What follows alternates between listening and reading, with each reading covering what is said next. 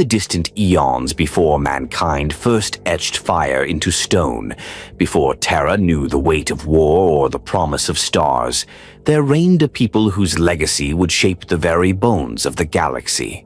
These were the Necrontyr, frail of flesh but fierce in spirit, a race bound by the cruel tyranny of their own biology. Their lifespans were agonizingly brief, their bodies ravaged by solar radiation from their harsh, irradiated homeworld, a planet perpetually scorched by a baleful star. Among this race, born into a world where survival was a daily struggle and death an ever-present shadow, arose a sovereign destined to leave an indelible mark upon cosmic history, Szarekh. He was the last to bear the mantle of Silent King, the hereditary ruler of the Triarch, the triune monarchy that governed the Necrontyr through 3 pharaons, with the Silent King as their supreme and sacrosanct figurehead. Szarekh's rise was not through conquest or subterfuge, but through lineage and the solemn duty bestowed upon him by generations past. He inherited a fractured empire, one racked by internal strife and plagued by the slow poison of fatalism. The Triarch had long attempted to instill unity through law, custom, and reverence for tradition, yet it was Szarekh who inherited the burden of leading his people during the most volatile turning point in their history. He was young when he took the mantle by Necrontyr standards, though even that meant he had already weathered the slow march of disease and degeneration. Unlike many of his predecessors, Szarekh was not content to let his people wither beneath their star's cruel glare. He sought change, salvation, and permanence. His reign began not with proclamations of conquest, but with a vision to free the Necrontyr from their cursed mortality. The Necrontyr had always possessed a keen intellect and a gift for science that bordered on the miraculous. Their tomb cities, crafted in geometric perfection and buried deep beneath scorched stone, were marvels of their age. Their starships could skim the veil between systems long before humanity first dreamt of the void. Yet their technological achievements had always been driven by desperation, an attempt to defy their own inevitable decline. Szarekh sought to turn that desperation into dominion. His first acts as Silent King were to bring order to the squabbling dynasties and forge a true unity among the Necrontyr. The dynastic houses, powerful lords whose wills often rivaled the authority of the Triarch, were summoned, threatened, bargained with, and bound to a new code of obedience. Szarekh was no tyrant, but neither was he naive. He knew that peace among his kind was a brittle veneer unless underpinned by shared purpose. He offered that purpose in the form of a grand, audacious goal, deliverance from death itself. But such deliverance would not come from within. The Necrontyr, for all their brilliance, had reached the edge of scientific achievement. They needed something more. It was during this time that the Necrontyr made first contact with the star-born entities, now known as the Citan. To many, these were beings of divine might, consciousness born from the furnace hearts of suns, shimmering with boundless energy. Where the Necrontyr were finite, these beings were infinite. Where the Necrontyr suffered the bonds of time and biology, the Citan existed outside both. Szarekh's fascination with these entities was not born from fear or worship, but from calculation. He saw in them the potential answer to his people's affliction. But at this stage in history, this pivotal turning point, the Citan were distant. Contact had been made, but their nature remained largely unknown. The alliance, or the doom it would become, still lay in the future. For now, Szarekh turned inward. He restructured the Triarch. The other pharaons, traditionally equal in voice, found themselves subordinated to a central will. Szarekh would bear the authority of unity. He decreed the construction of the Grand Conclave, where representatives of all dynasties could debate, but never override his decisions. He envisioned an empire of singular will and purpose. but not all were eager to follow. Some dynasties resisted, some whispered of rebellion. Szarekh answered not with war, but with legacy. He made pilgrimage to the sepulchres of the triarchs who had ruled before him, and with solemn ritual invoked their names. He reminded his people that they were not a coalition of tribes, but the heirs of a once great civilization, destined for eternity. He spoke with the gravity of one who did not merely command armies, but carried the hopes of a doomed species. His voice, though rarely raised, carried weight beyond measure. He was called silent, not because he was mute, but because he needed speak only once, and the dynasties, one by one, bowed their heads.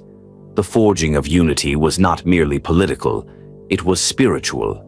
Szarekh began a subtle transformation of Necrontyr culture. Ancient grief was given new purpose. The endless mourning of short lives gave way to a cult of eternal memory. The Necrontyr began to believe that even if they could not live forever in flesh, their civilization could. And Szarekh, the last silent king, would be its immortal architect.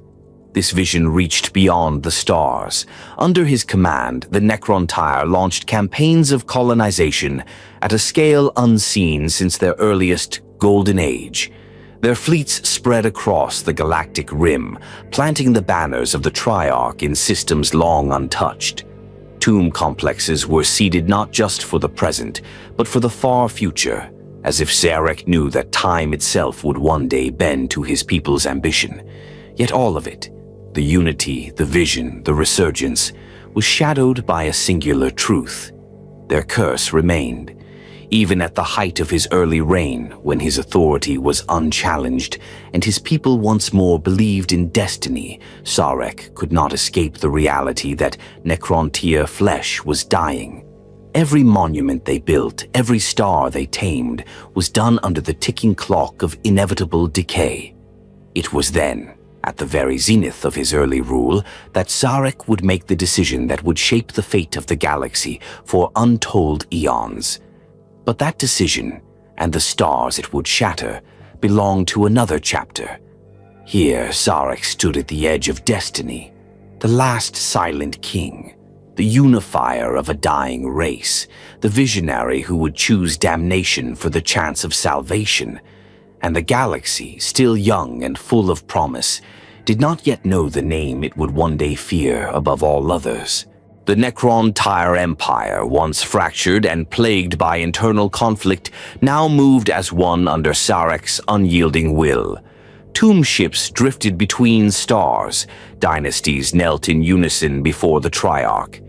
And yet, for all the order and ambition the Silent King had imposed, the core of the crisis remained untouched. The Necrontyr still rotted inside their shells. They were masters of the void, lords of physics and celestial mechanics, but helpless before the quiet decay of their own cells. Mortality, their eternal tormentor, whispered even amid the hum of stasis vaults and crystalline spires. It was in that quiet desperation, in the cold clarity of a civilization on the brink of either transcendence or extinction, that the star gods revealed themselves. The beings that would come to be known as the Satan were not born of planets or biology. They were shards of divinity, ancient intelligences birthed in the hearts of stars, entities of pure energy that fed upon stellar furnaces like insects might sip from dew.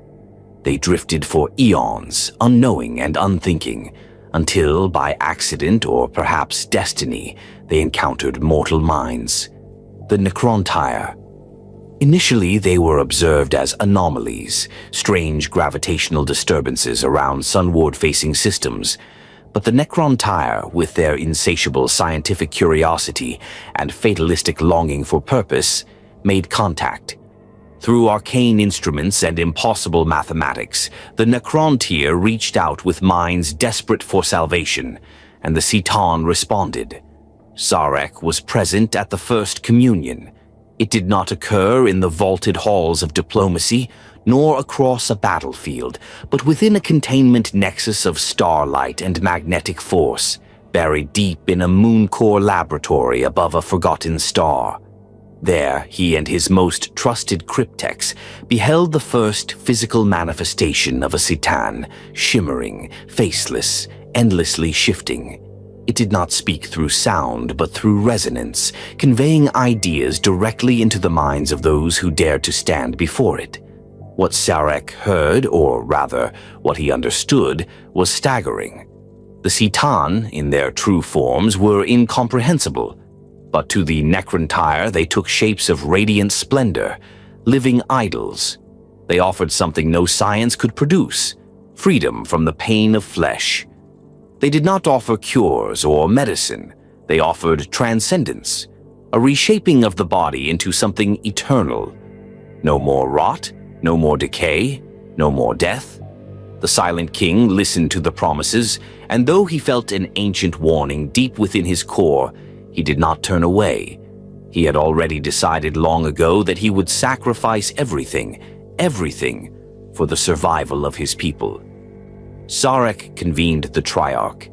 The conclave that gathered was silent with awe and dread. The Citan had already begun to demonstrate their power. Worlds that had taken centuries to terraform were remade in days. Solar flares were calmed like a tamed beast. The Necrontyr watched as the impossible became mundane, and the memory of pain began to seem like a choice rather than a curse. Opposition was present.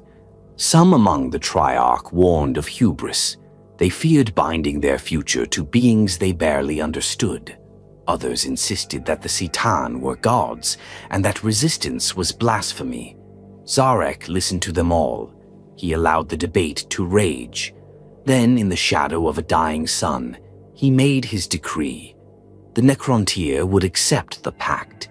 In that moment, Szarekh condemned his race, not out of malice nor blindness, but from cold mathematical calculation. He had weighed the probabilities.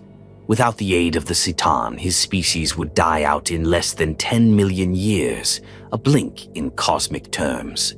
With them, there was hope of enduring into eternity. The pact was struck not as servants, but as allies. The Necrontyr would build bodies of living metal, necrodermis, to contain the Citan and allow them to interact more fully with the material world.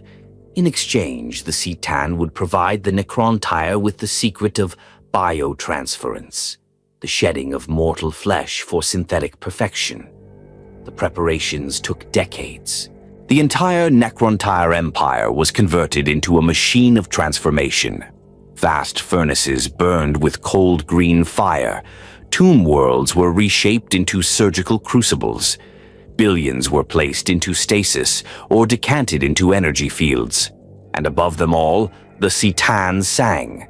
Their song, if it could be called that, was the resonance of creation and annihilation, a harmony of cosmic destruction.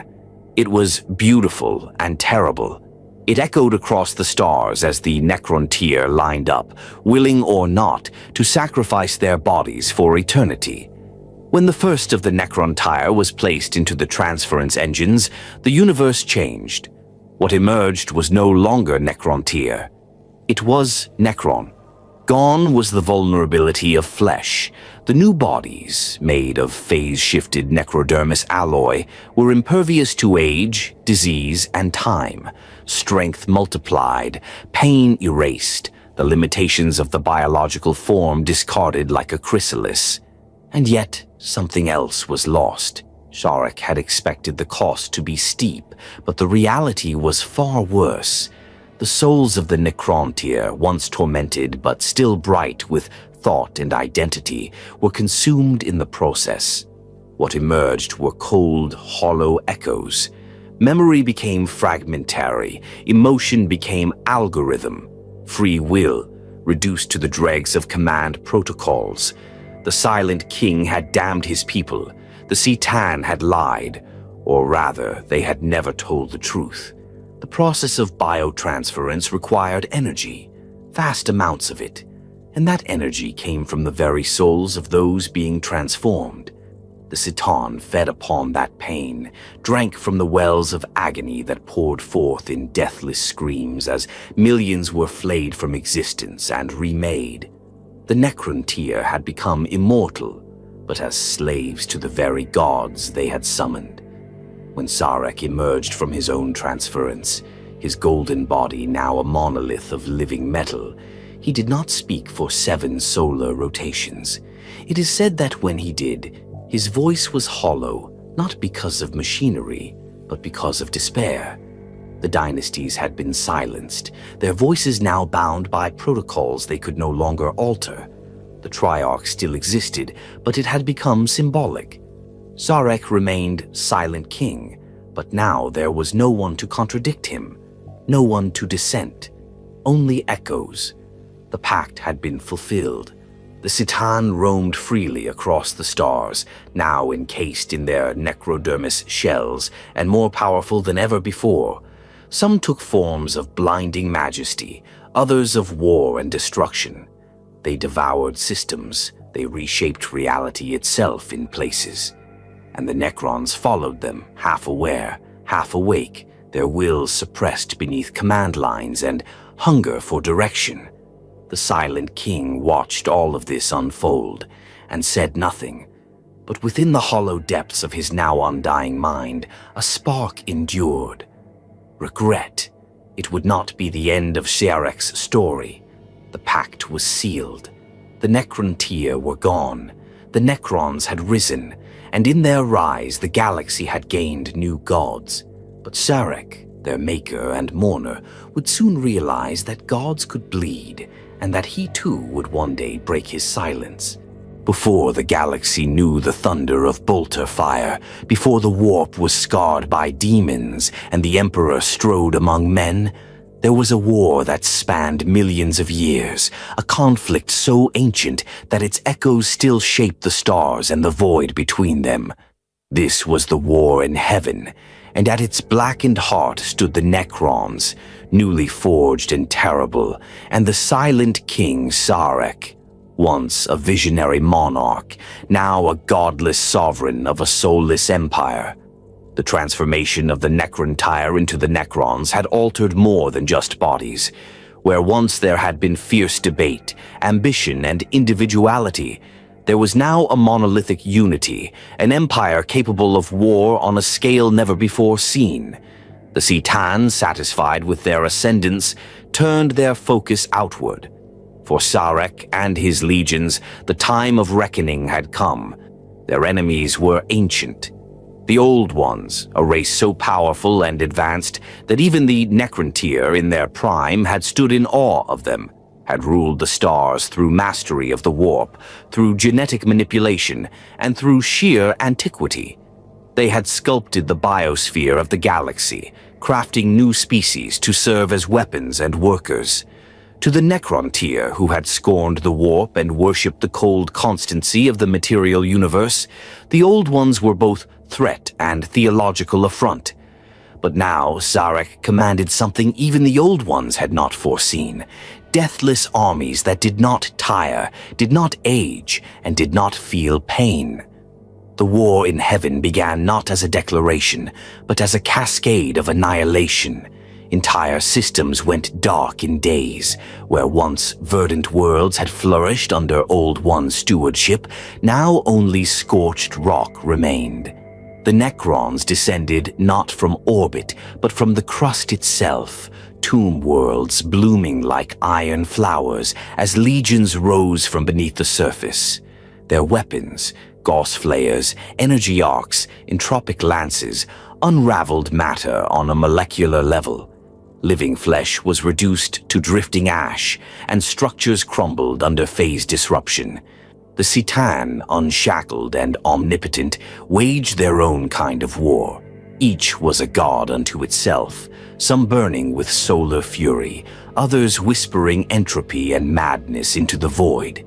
Where the necrons fought with precision and obedience, the Citan reshaped reality like sculptors working in blood and starlight.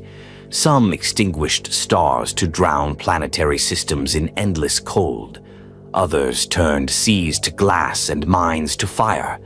The Old Ones resisted, but they had grown complacent. Their empire had endured for so long that they no longer understood true war. The warp, their greatest strength, had always bent to their will, but now it screamed with new disturbances.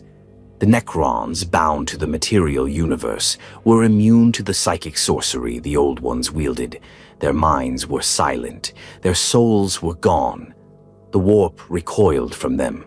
And so the Old Ones, masters of life, turned to life once again for salvation.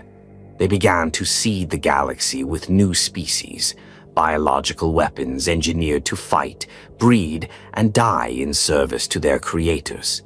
These were not crude constructs, but engineered empires. Reptilian Krork, agile Eldari, and other nameless species now lost to time. Yet for every army birthed, the necrons answered with silence and destruction. Under Sarekh's command, the Triarch was restored not in symbolism, but function. Though emotion had long since drained from most necron minds, the command structure endured. Sarekh's generals, overlords, and cryptechs, some retaining flickers of strategic brilliance, fought a war that was mathematical. Worlds were not won through bravery or inspiration, but through calculated extermination. Where resistance was greatest, the Citan would descend, casting judgment as living avatars of obliteration. But the Old Ones were not without cunning. They adapted. They began to weave psychic defenses that interfered with necron targeting systems, summoned temporal distortions that made armies fight themselves, and cloaked entire fleets within the unreality of the warp. For a time, balance was restored. In some regions of the galaxy, the necrons were even pushed back. But the Citan were not idle gods. They adapted as well. New forms emerged among them. Some fed on death, others on time itself. One consumed suns to power fleets of destruction. Another shattered probability and rewrote the outcome of battles before they began. Szarekh, cold and logical, watched as the conflict spiraled beyond any hope of order. This was no longer war. It was apocalypse stretched over eons. And then, the warp screamed. The birth of the first truly psychic races, the Eldari most among them, began to destabilize the Imperium. The psychic pressure of entire civilizations being born at once flooded the warp with sensation. The fabric of reality, already strained by the conflict, began to thin. Warp storms raged. Entire regions of space were cut off. Demons, once whispers in the darkest corners, now roamed freely. The weapons of the Old Ones had come at a terrible cost, but the necrons, soulless and impervious to the warp, endured. The tide turned. The Old Ones, now facing extinction, grew desperate. They disappeared from some systems entirely, abandoning their own creations. Others fell back into the warp, seeking to escape Sarekh's advancing tomb fleets. But the necrons were tireless. They did not need supply lines. They did not know fatigue. They hunted until their prey was dust and memory.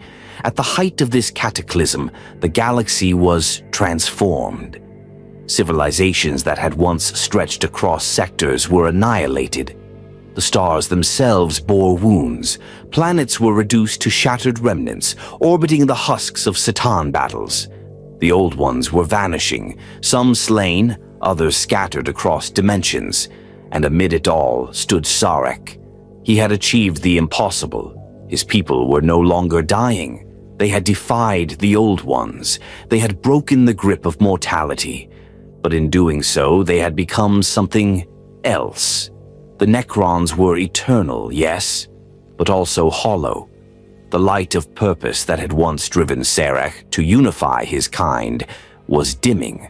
And worse, he began to see the Citan for what they were. Unfettered by the limits of the necron mind, the Citan had grown capricious.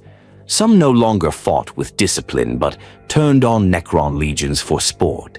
Others demanded tribute in souls the necrons could no longer offer. One god, the Nightbringer, began hunting other Citan, feasting not on mortals, but his own kin. Szarekh had forged monsters and set them loose upon a dying galaxy. The war in heaven was nearing its end, but Szarekh saw no victory in its ashes. The necrons stood upon the bones of the cosmos, rulers of a ruin of their own making. It was then that Szarekh, in secret councils with the remaining overlords and cryptechs who retained their minds, made a final decision. The Citan would be unmade, the Empire would withdraw, and the necrons, who had been born of suffering and reborn in flame, would once more sleep, not in hope, but in grim calculation. But that reckoning, that betrayal of gods and withdrawal from history, would come after. For now the war in heaven raged on, and Szarekh, once a king, now a god-slayer in waiting, watched the stars burn. The stars no longer sang. Where once the heavens blazed with the madness of war and the raw divinity of the Citan, now there was only the echo of silence, of broken worlds and fading light. The war in heaven was drawing to its terrible end, but for the necrons, another war, quieter, far more intimate, was only just beginning. Szarekh, the silent king, had watched the galaxy bleed dry at the feet of his creations. He had unleashed his armies upon the stars. He had seen the old ones scattered, their legacies in retreat or ruin. And yet, even in victory, there was no peace. There was no satisfaction. The Citan had promised eternal life. What they had delivered was slavery. By now, the truth was undeniable. The star gods had lied. It had not been a pact of salvation. It had been a parasitic bond, one in which the Citan feasted on the Necrontyr's pain during biotransference, consuming their souls and leaving only echoes to inhabit metallic shells. The necrons had emerged from that transformation no longer mortal, yes, but neither were they truly alive. Memory faded, emotion dwindled. What had once been a proud people had become cold echoes of logic and protocol, their individuality ground down by millennia of obedience and soulless eternity. Szarekh had led his people into this fate, but he would not accept that fate as final. It began not with open revolt, but with careful observation. While the Citan ravaged what remained of the old ones and indulged their cosmic appetites, the silent king turned inward.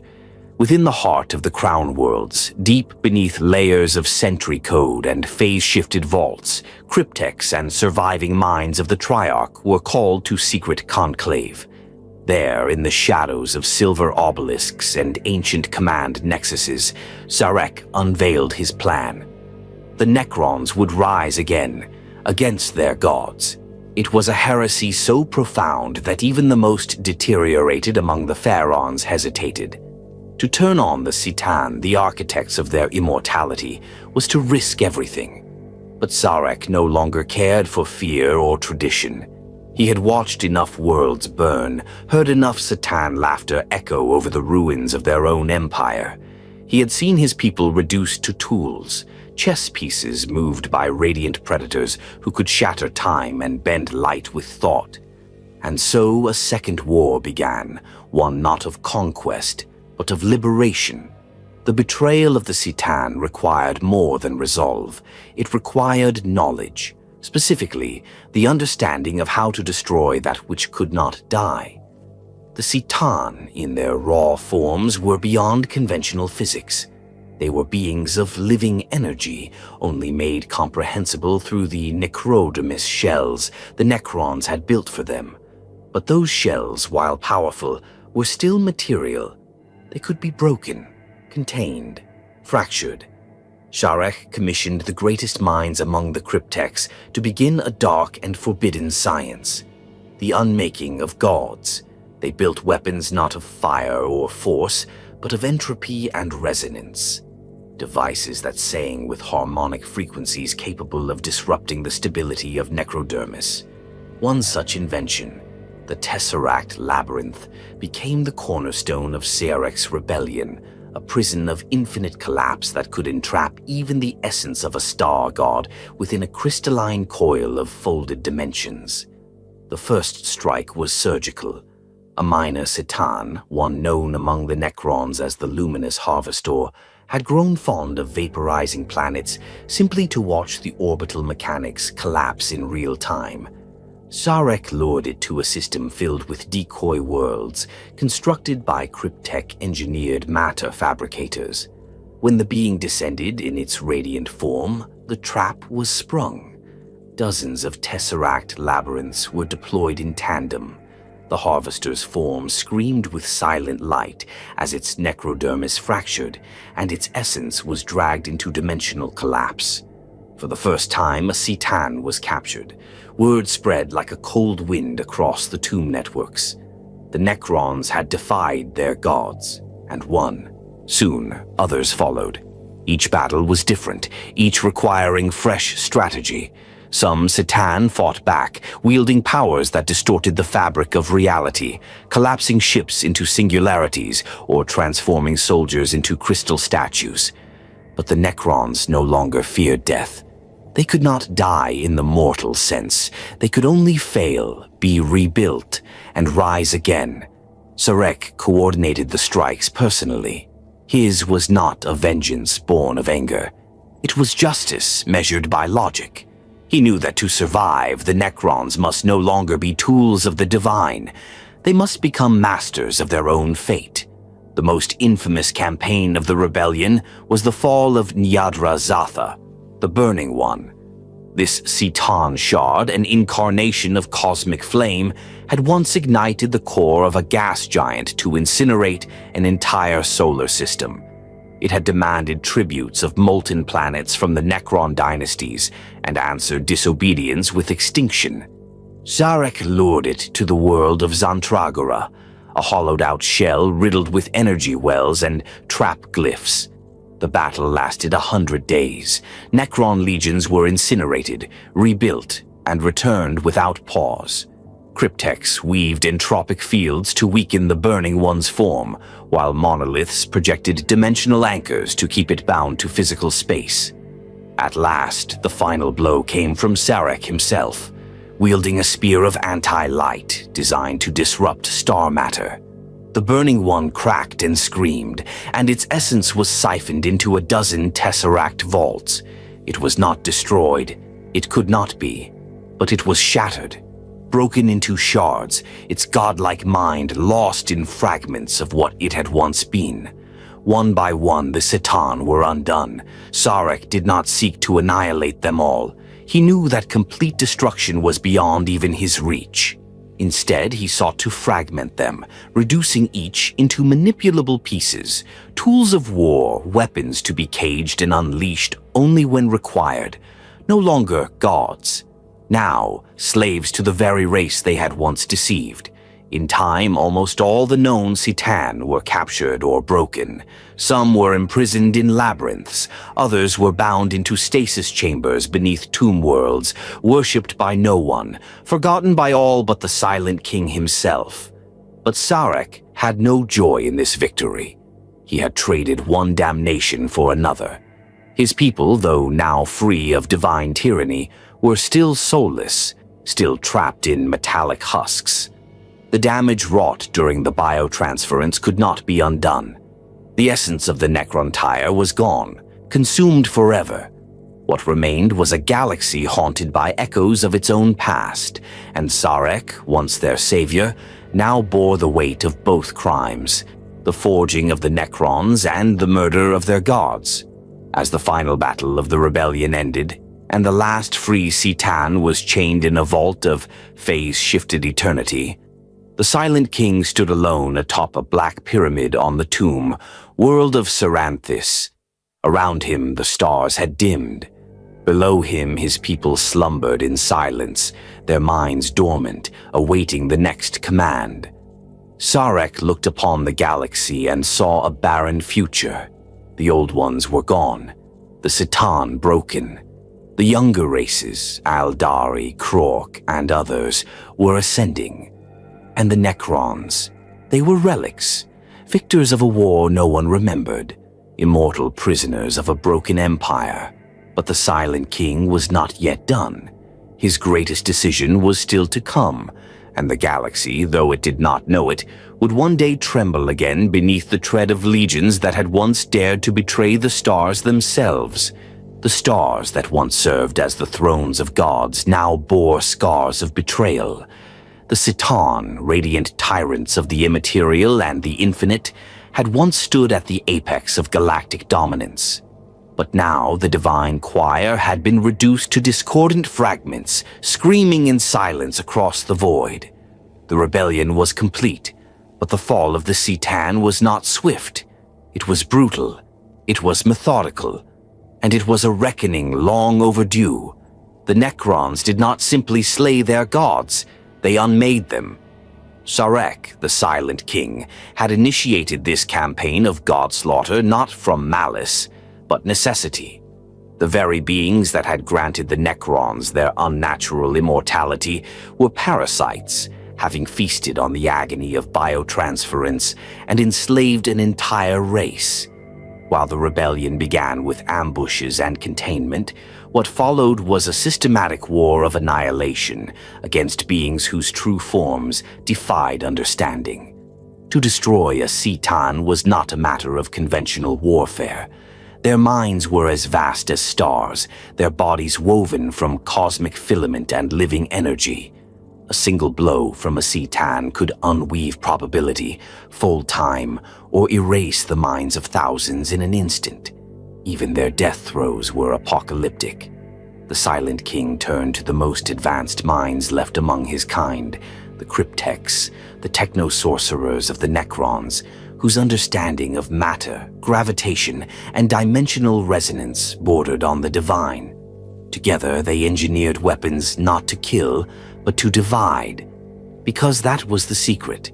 A Citan in its whole form could not be destroyed, but it could be shattered. The necrons began crafting specialized entrapment devices, dimensional anchors, null fields, reality-distorting snares. Chief among them was the Tesseract Vault, a containment matrix of impossible geometry that could imprison not a body, but a mind. Once a Citan was ensnared, it was not executed, it was splintered. Its consciousness fractured into thousands of shards, each retaining a portion of its immense power, but none of its wholeness. The being's will, its sense of self, its supremacy, erased. Szarekh knew that full destruction would be a folly. The energy required to obliterate a Citan entirely would be enough to unmake a star cluster. But to render them manageable, useful even, was an acceptable compromise. Each Citan presented its own challenges. The Void Dragon, for instance, an entity of incomprehensible technological dominion, could not be approached by conventional means. It resided deep within a black hollow world, surrounded by defense systems that responded to intent as much as physical intrusion. Szarekh wisely left the Void Dragon entombed in its self-made prison, for even the Silent King feared that particular star god. Its fate would lie elsewhere, far in the future, on a world known only to the Emperor of Mankind. Other Citan, however, were hunted down. One such entity, known as the Deceiver, was a master of illusion and manipulation. Unlike others of its kind who indulged in cosmic destruction, the Deceiver thrived on psychological torment, whispering falsehoods into necron minds, bending dynasties to its will. It had cloaked entire fleets in madness and tricked civilizations into welcoming their own annihilation. When Szarekh finally cornered it, the trap was not physical, but ideological. The Silent King forged a false court, cryptechs and overlords masquerading as rival dynasties. They pretended to splinter the Triarch once more, drawing the Deceiver into a maelstrom of subterfuge.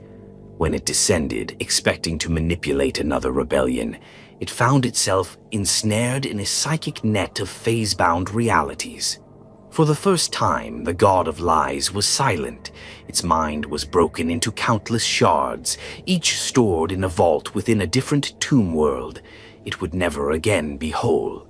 The most terrifying of the Citan, however, was the Nightbringer, a being of pure death. It had once been worshipped by countless races as the literal embodiment of mortality.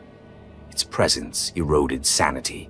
Its passage across the stars left trails of dead suns and fossilized worlds. It was said that even the other Citan feared it, and perhaps with good reason, for the Nightbringer had consumed them too. During the height of the Citan's dominance, the Nightbringer had turned on its own kin, devouring other star gods to grow in power. Szarekh knew he could not defeat it by force. He needed to trick death itself. The Silent King deployed a decoy dynasty, millions of Necron warriors programmed to serve as bait. They did not resist. They welcomed the Nightbringer's coming. It descended, feeding with unrestrained hunger, unaware that it was drawing itself into a web of phase anomalies and resonance traps. The moment it began to feast, the traps collapsed inward, overlapping frequencies, compressing the god of death's essence into a self-consuming loop. The Nightbringer was not destroyed, but it was broken. Its mind dissolved into fragments of primal rage. Each shard retained an instinctual need to kill, but none could wield the cosmic power of the whole. These fragments, some still active in the present galaxy, now serve as monstrous weapons, loosed from containment by reckless forces who have no comprehension of what they have awakened. By the end of the rebellion, the galaxy was littered with the remnants of once omnipotent gods. Szarekh kept careful record of every captured shard. Some were used as power sources for Necron war engines. Others were locked away in tombs, never to be disturbed. Still others were weaponized, bound to constructs such as the Citan Shard of the Burning One or the Transcendent Citan, creatures of terrible might, bound by enslaving protocols. But Szarekh took no satisfaction in their fall. He had traded one horror for another. His people were no longer cattle to gods, but they were still fractured, their minds dulled by millennia of undeath. The Empire was too large, too cold, too empty, and Szarekh, their eternal monarch, saw no future in dominance. He had won every war worth winning, and in doing so had burned the galaxy clean of meaning. With the Citan shattered, Szarekh gathered the remaining triarchal councils, now composed of the few overlords who still retained fragments of personality and thought. He presented them with his final vision, the Great Sleep, a retreat not of defeat, but of preservation. The galaxy was still raw with the wounds of their war. The young races were ascending. The warp had been set ablaze by psychic turmoil. Szarekh decreed that the necrons would not waste themselves in continued conquest, but would instead hide deep within the crusts of 1,000 worlds, slumbering until the stars had changed. When the time was right, when the galaxy had matured, when the young species had burned themselves out, the necrons would rise again, restored and renewed. Then, and only then, would the Silent King return to rebuild his people's dominion. But Szarekh did not join them. He had done what no king should. He had sacrificed his soul, his people's future, and his own honor in pursuit of survival. He had forged a race of immortals at the cost of their identity. He had made war upon the creators of life and broken the most powerful beings in existence. The shattering of the Citan was not just a rebellion, it was a reckoning of cosmic proportions. Szarekh exiled himself to the edge of the galaxy aboard a vast sepulchral ship. He would wander the void alone, a king without a throne, watching as the galaxy turned without him. Behind him, the tomb worlds fell silent. The necrons, now free of their gods, turned inward. The Citan, once glorious, now screamed in broken shards, and the galaxy, unknowingly, awaited the next awakening. There is a silence in the stars, a quiet older than war, deeper than the void between galaxies. It is not the silence of peace, but of waiting.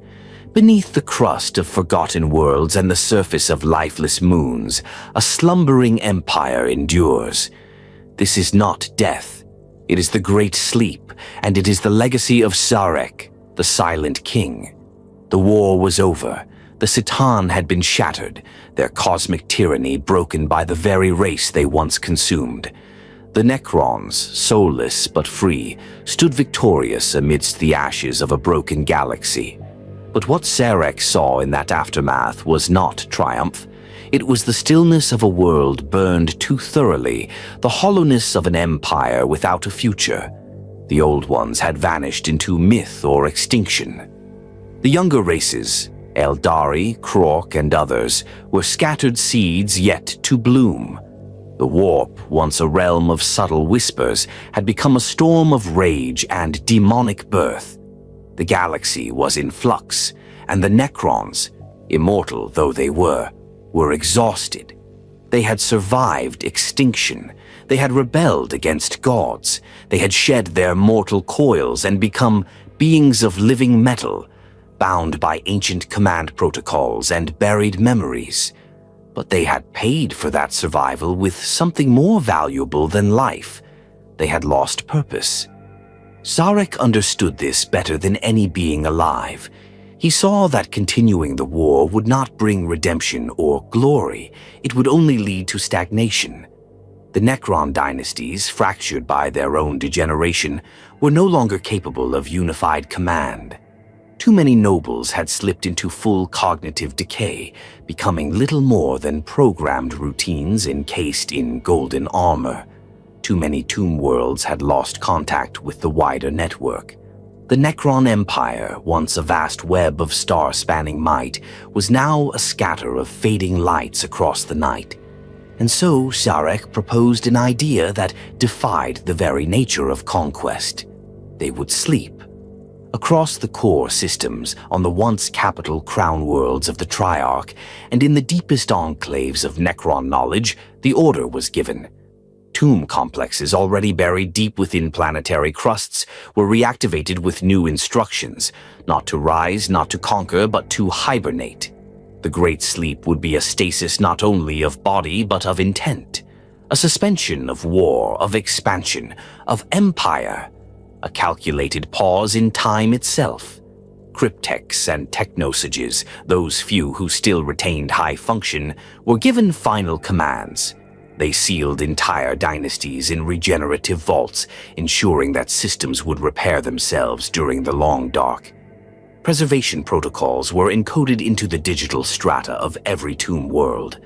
Autoforges continued to fabricate constructs to maintain infrastructure even during the silence. Thought matrices were looped and slowed to imperceptible crawl, preserving what little consciousness remained in many of the overlords and lords. But not all Necrons entered this stasis willingly. Some dynasties, ruled by pharaohs who still clung to echoes of ambition, resisted the call to sleep. Skirmishes broke out in isolated systems. Entire fleets were lost, not in battle, but in mutiny. Some Necrons chose to remain active, believing they could rebuild the Empire without the need for slumber. Others, consumed by madness, simply refused to obey at all, locked in endless loops of forgotten wars and ancient vendettas. These dissenters were tolerated, for now. Szarekh understood that uniformity was no longer possible. The unity of the old Necrontyr had been lost with their mortality. Now there were only dynasties, tombs, and echoes of forgotten kings. Before he departed, the Silent King addressed his remaining followers in a final grand convergence, one not spoken aloud, but transmitted through the Noctilith Singularity, a pan-galactic data resonance network that spanned the surviving Necron Empire. His words were not poetic nor emotional. They were precise, logical, immortal. He stated that he would not enter the Great Sleep. The weight of guilt he bore for the transformation of his people, the genocide of the Old Ones, and the breaking of the Citan could not be endured in stasis. He would leave the galaxy, wandering the void beyond the galactic rim. There he would bear witness to the passing of time. He would search for a way to restore what had been lost. Redemption, he called it. And with that, Szarekh departed. His crown world, a tomb ship the size of a small moon, disappeared into the black between galaxies. No stars marked its path. No signals followed it. Szarekh left behind an empire of sleepers, silent and cold, waiting beneath the dust of 10,000 worlds. The Great Sleep began. Across the galaxy, entire civilizations passed into oblivion without ever knowing what lay beneath their feet. Tomb worlds, vast layered fortresses buried under continents, fell dark. Power nodes dimmed, obelisks ceased to hum. In some cases, the very planets themselves were shrouded in defensive cloaks, hidden from all sensors and psychic detection. The necrons had vanished, but this was not death. It was suspension. The passing ages did not disturb them. Stars were born and died. Races rose and fell. The Krork degenerated into the barbaric orcs. The Eldari built their empire of decadence. Humanity, still in its infancy, slowly crawled toward fire and wheel. And all the while, the Necrons slept, an ancient power dormant beneath the crust of forgotten planets. Time, however, is a corrosive force, even for immortals. Not all tombs survived the passage of millions of years intact. Some fell victim to tectonic shifts or stellar collapse. Others were invaded unknowingly by younger species seeking mineral wealth or refuge. In these rare instances, necrons awoke prematurely, often in disrepair, their programming degraded, their purpose corrupted. These early awakenings were violent. To encounter a necron tomb awakening ahead of its time was to see a sliver of a forgotten empire rising in fury. In some cases, the tomb's defense systems activated first, wiping out intruders before the lords within could even stir. In others, ancient pharaohs emerged confused, believing the war in heaven still raged, and unleashed their armies upon unsuspecting worlds. But most tomb worlds remained slumbering. Those that did awaken did so sporadically, inconsistently. The Great Sleep had been imperfect. The Necron network, once unified, was now fragmented. Communications between dynasties were often lost or scrambled by millennia of stellar drift and cosmic interference. Each tomb world became an island, cut off from the others, governed by the last protocols and whims of whichever lord still remained. This fragmentation would define the next era of Necron existence. The Great Sleep had ensured survival, but at a cost. The dynasties had no shared purpose. Some awoke ready for war, others sought knowledge, vengeance, or domination. A few awakened entirely mad, their minds having collapsed in the long darkness, leading to erratic behavior and catastrophic campaigns of destruction. And yet, even in this fractured state, the Necrons remained terrifying. To the younger races, they were legends, phantoms, or gods, metal revenants who emerged from the ground with weapons that disassembled matter and minds alike. Entire sectors fell to a single awakening. Hive cities turned to silent tombs overnight. No one understood who they were. Few even survived contact. The truth of the Great Sleep remained hidden to all but those entombed within. And still, far beyond the galactic rim, Szarekh wandered. He did not sleep, he did not command, but he watched. His mind, though burdened with ancient guilt, remained sharp. He charted the rise and fall of the Eldari. He felt the ripple of Slaanesh's birth from beyond the warp's veil. He witnessed the early stirrings of the human Imperium. He saw in these civilizations both threat and possibility. And in the shadows of dead stars, Szarekh began to plan. The Great Sleep was not eternal. One day the galaxy would need to be reclaimed.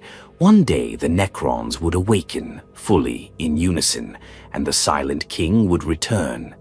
Not to conquer, to correct. But that day had not yet come. The tombs remained still, The stars turned, and beneath the crust of 1,000 worlds, the necrons dreamed without dreams. The stars wheeled in their endless dance, oblivious to the burden of guilt drifting silently beyond their reach. While the galaxy teemed with the slow rise of new civilizations, far beyond its spiral arms moved a single sepulchral craft, massive, ornate, and cold as a god's tomb. Within its shadowed core, encased in obsidian and phase glass, stood Szarekh, the silent king. No longer ruler of an empire, no longer voice of a triarch, merely a witness, an exile. His self-imposed banishment had been more than a retreat. It had been an act of penitence. Though the dynasties knew only his last order, the Great Sleep, none were privy to the truth Szarekh carried with him into the void. He had failed, not in war, not in conquest, but in purpose. In his attempt to save his people, he had transformed them into an eternal shadow of what they once were. The Necrontyr were gone, and what remained was a reflection of his ambition, stripped of soul and stained with the legacy of the Citan. The ship, known in ancient data litanies as the Eternity Gate, was unlike any Necron construct before or since. It was not built for war, though it could defend itself with annihilatory force. It was a mausoleum, a monument to mourning. No cryptex walked its halls, no legion stood ready in stasis. Only Szarekh remained, attended by a small number of triarchal menhirs and 2 silent triarchal pharons, automatons without voice or will, created to carry out maintenance and to guard, symbolically, their liege lord. Szarekh rarely moved. He did not sleep, for the necrons had no need, but he would spend long cycles in thought, seated upon a throne of phase matter and starlight in the ship's central chamber. A cathedral to reflection, lined with monolithic data vaults that recorded the last true memories of the Necrontyr civilization. The scripts etched into its walls were not battle honors or conquests, but names. Names of his people. Names now forgotten by all but him. This was his punishment. He had erased a species to save it. As millennia became millions of years, Szarekh traversed the black between galaxies. He mapped the patterns of dark matter currents. He observed the radiation signatures of distant civilizations rising and falling like sparks in a rainstorm. He studied the warp, not with reverence, but with the detached curiosity of a surgeon studying a cancer. The Imperium had grown wild. It had begun to fester, swirling with psychic echoes born of emotional species. From the outside, it pulsed like a wounded beast. Szarekh knew what it meant. The necrons had always shunned the warp. Their rejection of it was rooted in fear as much as in science. It was unpredictable, insubstantial, irrational. But now it had become a force too volatile to ignore. The psychic races were thriving. Their presence, their collective consciousness, was tearing open reality. And in that yawning gap, things were beginning to stir. The Silent King first noticed it when he tracked the Eldari across the eons. Once a young race, their empire had grown vast and decadent. Szarekh's long-range scans revealed cities woven from moonlight and ships that danced on solar winds. But more than that, he observed the emotional resonance of their kind. They were sensitive to the warp, tuned to it like living antennae, and they had begun to indulge that connection. He watched from afar as their civilization teetered on the edge of its own destruction. And then, it happened. Across the galaxy, an explosion of psychic torment ripped through the Imperium. Szarekh's instruments, ancient and unerring, recorded the moment not in light or radiation, but in silence. A silence so profound it broke all patterns of warp energy. The birth of a god, Slaanesh, had occurred. The Eldari had damned themselves. A psychic shockwave spread across the stars. Entire regions of space were consumed by the birth scream of this new power. Demonic entities surged into reality. The Eye of Terror tore open, a wound in the galaxy's heart. Worlds were swallowed, empires blinked out of existence. Szarekh felt none of it personally, but he watched, and he understood. The warp had become an apex threat, something greater than even the Citan in their prime. It was not just a domain of danger, it was now predator. And those species with souls, with psyches, with emotional depth, were its prey. The necrons, soulless as they were, remained untouched, but Szarekh did not see this as an advantage. He saw it as a necessity. If the necrons were ever to rise again, they would need to contend not only with the warp's new denizens, but with the escalating psychic proliferation of the younger species. The Imperium of man had begun to grow, guided by its so-called emperor, a being who, while mortal in origin, radiated psychic presence on a scale Szarekh found both fascinating and troubling. Humanity was expanding rapidly, unchecked, and with every new world colonized, more warp turbulence spread. The galaxy had become a war of souls. The Silent King, for all his logic, could not ignore this fundamental truth. While his people had removed the soul to gain immortality, it had left them vulnerable in spirit. They could not fight on the psychic plane. They could not resist warp intrusion through will or emotion. Their defenses were technological, precise, powerful, but rigid. Against the unpredictable, the mutable, and the mad, rigidity was weakness. And so Szarekh began a new phase of his exile. He turned his ship not outward, but inward. He began constructing theoretical frameworks to shield the galaxy, not through conquest, but through suppression, through silence. He envisioned a network of Noctilith technology, Blackstone to the younger races, capable of muting psychic resonance across entire sectors. Such a structure, if deployed correctly, could cage the warp itself. But the Necrons could not do it alone. Their empire was still asleep, fragmented. Their dynasties did not even know the Silent King lived. The younger races, especially humanity, had claimed many of the systems that once belonged to Necron dominion. If Szarekh returned, it would not be to resume command. It would be to correct the galaxy's trajectory. He would return not as conqueror, but as balancer. But the timing had to be exact, and so Szarekh waited, scanning the galactic plane for signals from the tomb worlds. He detected the early stirrings, fluctuations in Necron core worlds, faint reactivations, corrupted transmissions. Dynasties were beginning to stir, not all at once and not always correctly, but the long sleep was ending. And in that moment, far beyond the edge of known space, the Silent King rose from his throne. He activated the subdimensional drives of the Eternity Gate. He recalibrated his coordinates, and for the first time in over 60 million years, Szarekh turned back toward the galaxy he had once ruled and once damned. His exile was at an end. The Silent King was coming home. Before the galaxy knew the swarm, before the first tendrils pierced into the galactic rim and entire sectors vanished into a hush of bone and hunger, Szarekh had already seen it coming. The Necrons had no need for prophecy. Their methods were built on mathematics, on the mapping of gravity wells, deep space oscillations, stellar drift, and galactic decay patterns.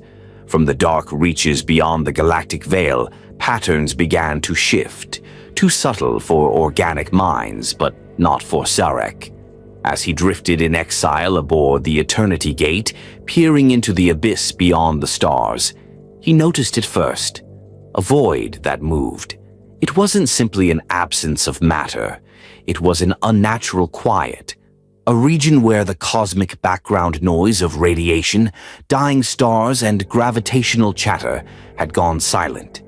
In that silence, something vast was moving, something hungry. The Necrons had known of extragalactic space since before the war in heaven.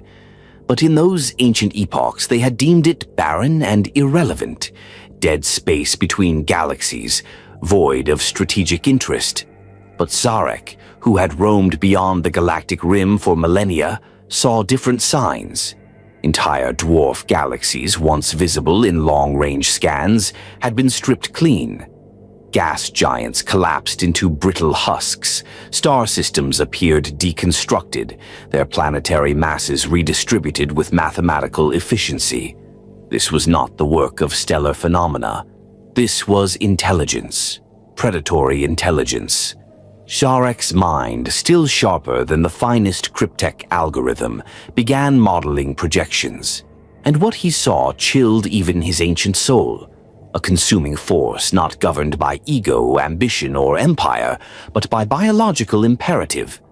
This thing, this vast, unseen presence, had no culture, no diplomacy, no interest in conquest.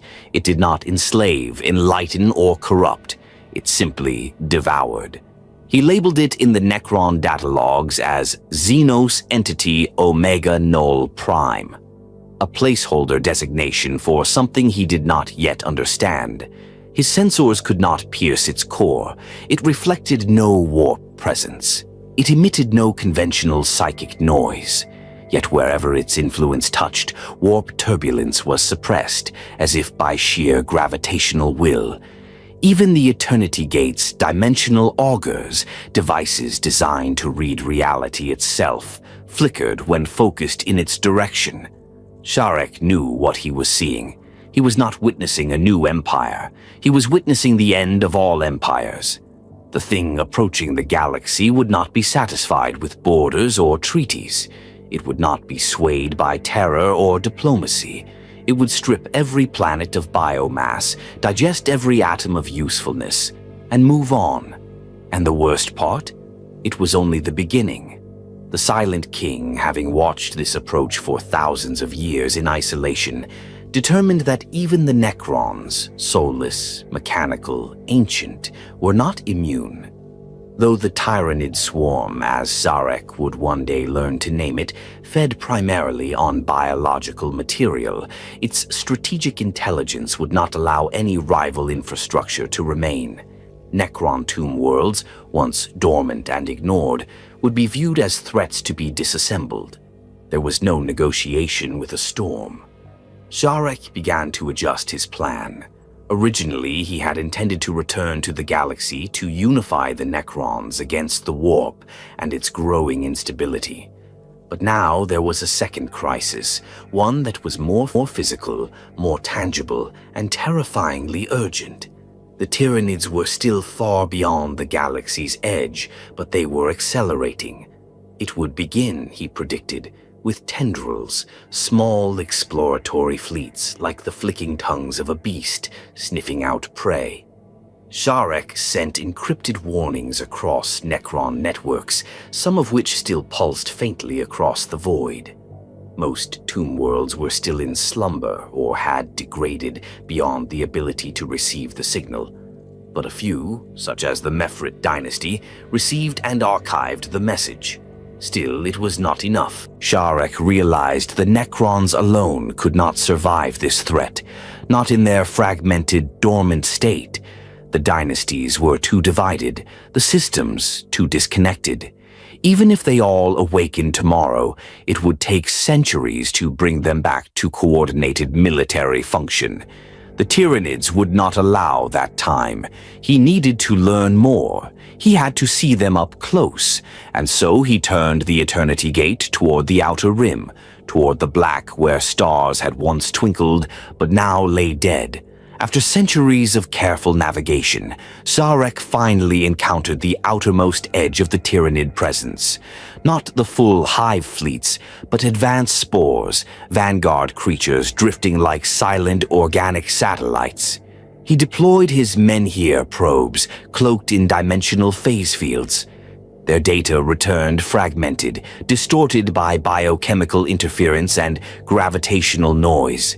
Still, what little he recovered confirmed his worst fears. This was a force built for adaptive perfection, each organism designed not only to feed, but to evolve. Weapons, tactics, resistance, all were analyzed, digested, and overwritten. No two Tyranid encounters were the same. What failed once would not fail again. Szarekh watched as an ancient forge world of a lesser Xenos race was consumed in days. Orbiting moons were stripped of water. Starships were converted into biomass within the swarm's digestion pools. Defensive installations were overwhelmed, not through brute force, but through pure biological superiority. Each assault was tailored, each defense broken with growing efficiency. And then Szarekh noticed something even more unsettling. Tyranids didn't simply consume matter, they consumed minds. Though the creatures exhibited no warp signature, they emitted a presence, a shadow in the warp. Where they moved, psychic phenomena dimmed, astropaths went blind. Diamonds recoiled. It was as though the hive mind itself was a null zone, a negation of all spiritual resonance. To psychic species, this was terror incarnate. But to the necrons, it posed a different challenge. The Tyranids would not be distracted. They would detect necron tombs through heat signatures, through planetary mass irregularities, through phase-space residue. And when they did, they would not be confused or frightened. They would eat. Szarekh ran the numbers. With their current deployment, the necron race, if left dormant, would be eradicated within 20,000 years. The hive fleets would roll through the galactic plane, one spiral arm at a time, until even the most well-hidden tomb world was stripped bare. The time for exile was over. Szarekh reversed course. He no longer wandered for redemption. He now moved with purpose. The necrons had to awaken. The dynasties had to unify. Their internal squabbles, ancient rivalries, and fractured philosophies had to be crushed beneath his will once more. The galaxy would not endure another war of necron against necron while the swarm approached. He began transmitting a new signal, stronger, unavoidable, laced with triarchal command overrides. Ancient codes embedded deep within every necron core began to stir. Many resisted. Others, those still loyal to the memory of the Triarch, began to respond. Szarekh would no longer be a silent witness. He would become a shield, and when the hive fleets breached the galactic veil, they would find a galaxy not sleeping, but rising. One where the necron stood not alone but prepared. The Tyranid menace was coming, and the Silent King would meet it with steel, logic, and an empire of deathless resolve. The stars had changed. After 60 million years of exile beyond the galactic veil, the Silent King turned his vessel back toward the spiral arms of the galaxy, watching as familiar constellations took on new shapes, their ancient alignments lost to time and stellar drift. What had once been the cradle of Necrontyr civilization, worlds adorned with gleaming sepulchres and radiant citadels, was now buried beneath the sands of dead empires and the scars of alien conquest. Szarekh had not expected warmth in his return. He did not seek it. His was not a journey of nostalgia or hope, but of cold obligation. The galaxy had spun without him long enough, and now its balance teetered on the edge of collapse. The warp surged with madness, the hive fleets coiled at the edge of known space, and the Necron dynasties, his dynasties, were waking in chaos and isolation. Some had already stirred prematurely, and without guidance, acted as tyrants or butchers. Others remained in torpor, untouched by the millennia, their systems faltering, their minds degraded. This would not do. As his sepulchral flagship, the Eternity Gate, pierced the veil of real space within the galactic bounds, it moved undetected by almost all sensors. Its hull shifted through dimensions, cloaked by arcane technology and phase distortion fields. It slipped between systems like a shadow. Yet within its walls, preparations were already underway. The Silent King was not returning alone. He had, during his self-imposed exile, assembled a triarchal retinue, constructs of his own design, each an echo of the Triarch's former glory. Though not true Necron lords, these artificial pharaons had been programmed with fragmented personalities harvested from the data vaults of Sarekh's personal archives. They were advisors, reflections, and tools of diplomacy and conquest alike. Alongside them stood his triarchal menhirs, massive hovering constructs designed to channel and project his command across any battlefield, enforcing the authority of the Silent King with overwhelming force. But even with all his preparations, Szarekh did not return to reclaim. He returned to assess. The galaxy he re-entered was utterly changed. Where once the Necrons had warred with the Old Ones and cast down star gods, now new empires had emerged, lesser, yes, but more numerous and maddening in their complexity. The Imperium of Man loomed large, its iconography spread across thousands of systems like a second plague.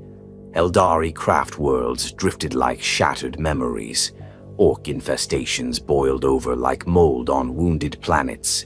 And beneath it all, the warp pulsed, a bleeding wound that never fully scabbed. Sarekh's first act upon return was observation. He seeded dozens of ancient Necron listening obelisks into the galactic plane, devices capable of reading warp fluctuations, monitoring fleet deployments, and even intercepting psychic residue.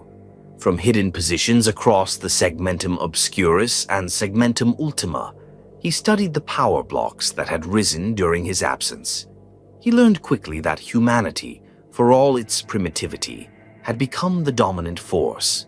The Imperium's reach stretched across hundreds of thousands of worlds.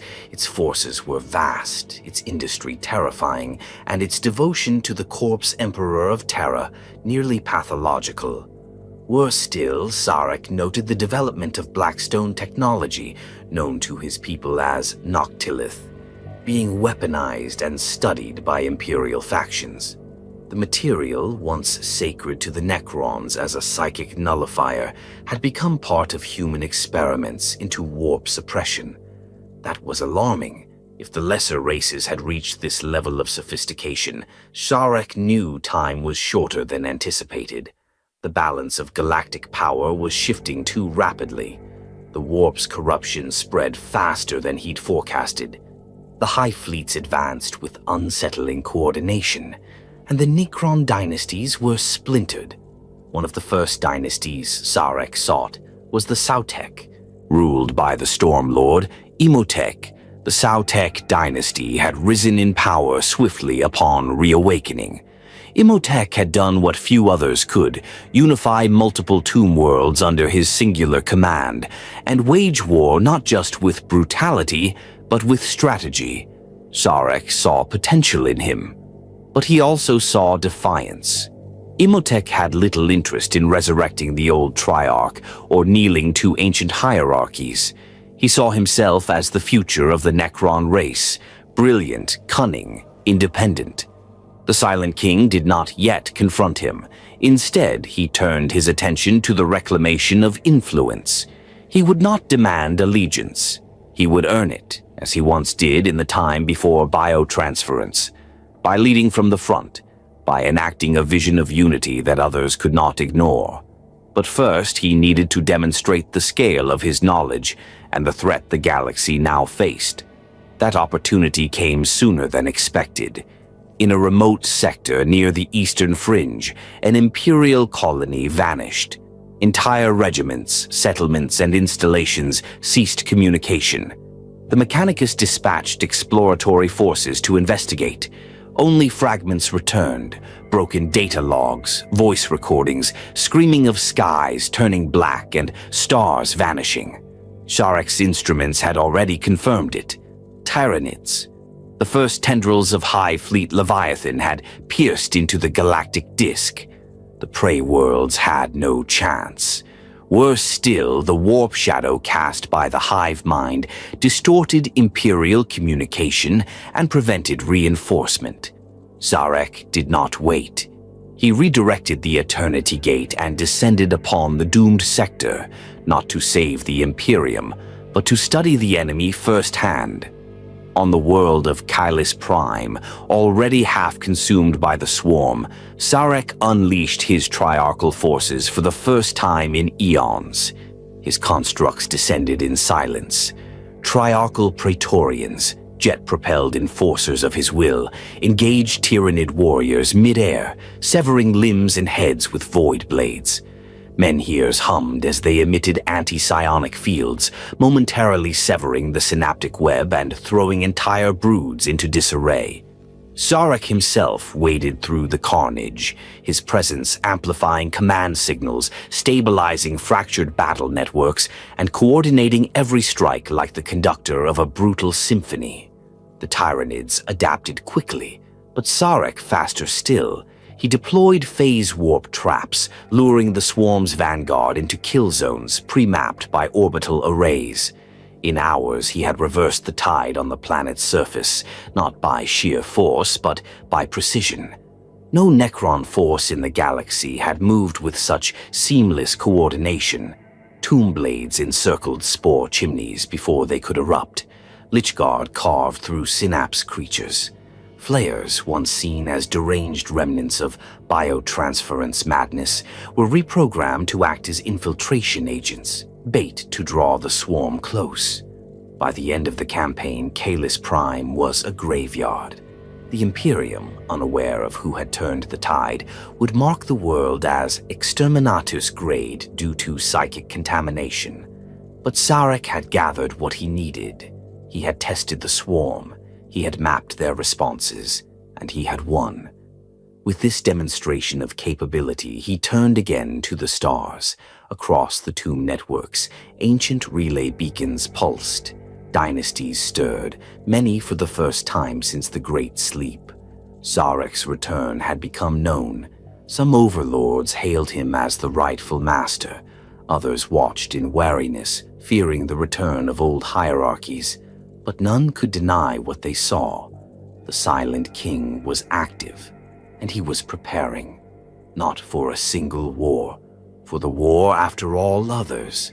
Szarekh did not seek to rule the galaxy. He sought to stabilize it. And if that meant uniting the Necrons once more, silencing the warp, halting the Tyrannid tide, and even outmaneuvering the Imperium itself, then so be it. The Silent King had returned, and the galaxy would never again know peace. The stars gleamed, cold and uncaring, as the galaxy churned with 1,000 petty wars. Across the Imperium, heretics clashed with loyalists, alien empires pushed at the cracks in humanity's domain, and the warp boiled with its demonic truths. Yet none of them realized that beneath their boots, beneath their temples and factories and hive spires, another war was already won. A war they never even saw. Szarekh had returned, but not with legions marching under banners of conquest, nor with doomsday proclamations echoed across the void. No, the Silent King moved with deliberate invisibility, playing a long game measured in stellar cycles, not human heartbeats. Where others raised flags and broke sieges, he rewrote the foundation of control. His conquest would not be waged on open battlefields. It would unfold in the shadows, through ancient systems, hidden awakenings, and undetected reclamations. Because the truth was this: the Necrons had never left the galaxy. They had only slept, and their tomb worlds, thousands of them, remained buried across every segmentum, woven into the crusts of worlds humanity now believed were theirs. Imperial governors walked on stone floors beneath which slumbered Necron legions. Mechanicus data forges hummed above sealed catacombs. Space Marine fortresses had unknowingly constructed barracks atop long-dead Necrontyr palaces. Szarekh knew this better than anyone. When the Great Sleep began, he had ensured that the Necrons would not merely rest, but wait. And now he returned not just to awaken them, but to reactivate their dominion silently, piece by piece, system by system. His first moves were quiet invasions. Not with armies, but with codes. Across forgotten systems, dormant command nodes flickered to life. Ancient necron architecture buried deep beneath mountain ranges began to pulse again with sickly green light. World engines stirred, inert monoliths phased partially into real space, watching, listening. The planet's surfaces remained undisturbed. Their inhabitants noticed nothing, save for faint geomagnetic anomalies or strange sensor echoes, quickly dismissed as atmospheric interference. These were the first reclaimed systems, ghost conquests, Szarekh called them. One such world, designated by the Imperium as Fornax Alpha, had been a mining colony for 6 generations. Its population toiled beneath blistering skies to extract adamantium veins. Yet 5 kilometers beneath its deepest quarry, Necron's subarchitecture reactivated after 48 million years of silence. Autonomous tomb systems, responding to the triarchal signal carried by Szarekh's return, emerged with no fanfare. They bypassed the primitive surface infrastructure, rewrote planetary command lattices, and began restoring full system control. Within a week, atmospheric processors subtly altered the world's climate. The temperature dropped 2 degrees, humidity levels adjusted. No one noticed. Within a month, the power grid experienced unexplained feedback phenomena. Explorator crews vanished in the mine shafts. When Imperial reinforcements arrived, they found the colony empty, its people simply gone, its machinery intact, its ore untouched. No explosions, no gunfire. The world now belonged to Szarekh again. It would not be the last. The process repeated across multiple systems, some lightly populated, others heavily industrialized. Each time, Szarekh's forces worked from beneath, rising through layers of forgotten infrastructure, taking control of planetary systems not by storming their walls, but by switching them off. The Silent King had no need for brute force when he could override an entire world's energy grid, teleport armies into its command centers, and erase data records before alarm klaxons even sounded. But not all Necron dynasties approved. The resurgence of the Triarch unsettled many pharaons. Some, like the Nealak and Thokt dynasties, welcomed Sarekh's return, if only cautiously, seeing in him the structure needed to restore order from the fractured chaos of the Great Awakening. Others, like the Szarekh under Imhotep, viewed his return as an unwelcome return to archaic authority. They had grown strong without him. They saw no reason to kneel again. Szarekh expected this, and he moved to contain it, not with war, but with preemptive containment. He deployed logic viruses into tomb network systems that had fallen into disrepair. With a single signal, he could shut down tomb complexes showing signs of rebellion, forcing them into emergency stasis. He had encoded command failsafes deep in the protocol architecture during his reign, safeguards no dynasty, no matter how proud, had been able to strip out completely. Szarekh's hand, though invisible, reached everywhere, and it did not move alone.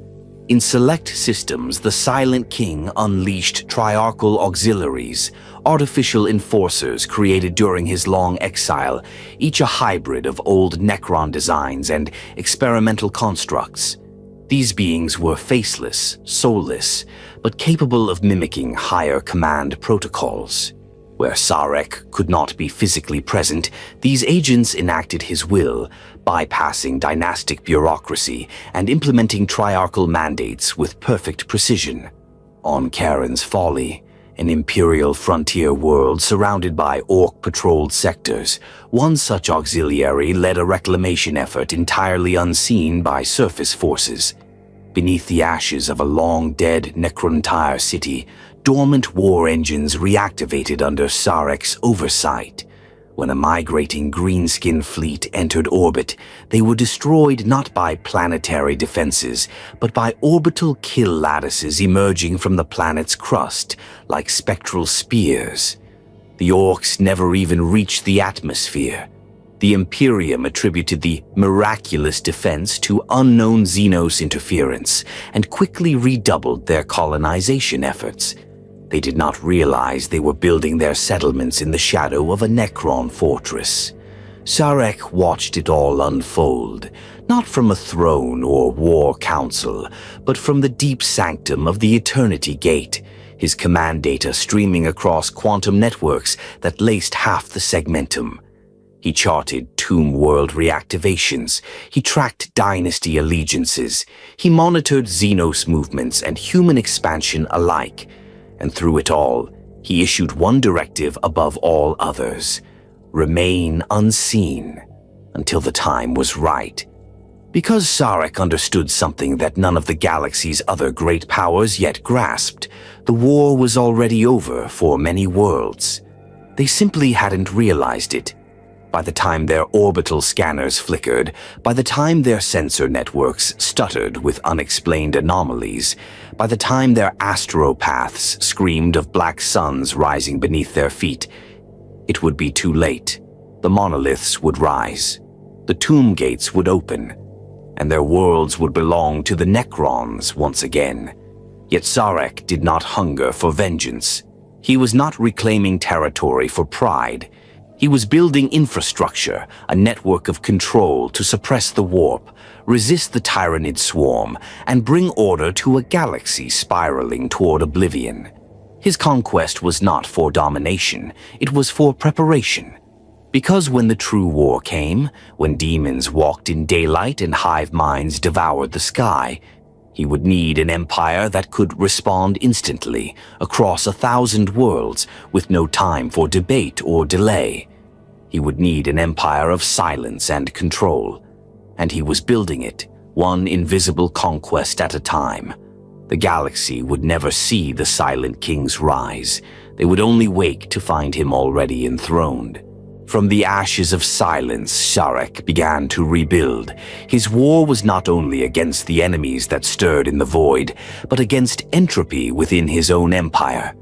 The necrons, those eternal sentinels of logic and order, were now fragmented across countless tomb worlds, each ruled by its own pharaoh or overlord. Many had emerged from the Great Sleep diminished, stripped of identity, lost in protocol or worse, deranged by corrupted data loops and warped memories. The dynasty of old, unified by principle and purpose, had eroded into 1,000 competing ambitions. And so, Szarekh did what he had done once before in another age. He turned to the idea of the Triarch. The Triarch had been the backbone of Necrontyr civilization before the fall. 3 thrones governing as one. A system designed to balance ambition with restraint, vision with wisdom, will with law. It had provided stability amid turmoil, strength without tyranny. Szarekh had been the last Silent King to preside over that noble body, and he had watched it dissolve into dust and fire. Now he would forge it anew, but the galaxy had changed. This was no longer a civilization bound by mortal customs. These were necrons, immortal, memory-warped, pride-bound constructs of living metal, each clinging to the ruins of their once great legacy. The pharaohs saw themselves as supreme rulers of their domains, and few remembered the protocols that had once placed the Triarch above them. Fewer still respected Szarekh as anything but a relic of a bygone order. Szarekh did not demand their reverence. He demanded their understanding. To that end, he constructed the Dais of Dominion. It was not merely a throne. It was a machine throne, a vast psychic and technological relay positioned at the heart of the Eternity Gate, capable of transmitting command directives across the breadth of the Necron dynastic network. More than a symbol, it was a reassertion of authority, a node of absolute control wrapped in ancient protocol and encrypted with codes that only the Silent King could wield. The dais allowed him to interface directly with dynastic minds, reaching across the vastness of space not with words, but with presence. Through this nexus, Szarekh could convene virtual courts, observe the status of awakening tomb worlds, and exert strategic influence without ever setting foot on a battlefield. But he did not wish to rule alone. The Triarch had once stood upon 3 pillars, and though Szarekh had survived the fall of everything else, he would not remake the Empire in his image alone, and so he undertook the most audacious act of reconstruction. He would recreate the Triarch, not through succession, but through fabrication. Szarekh delved into the vaults of memory.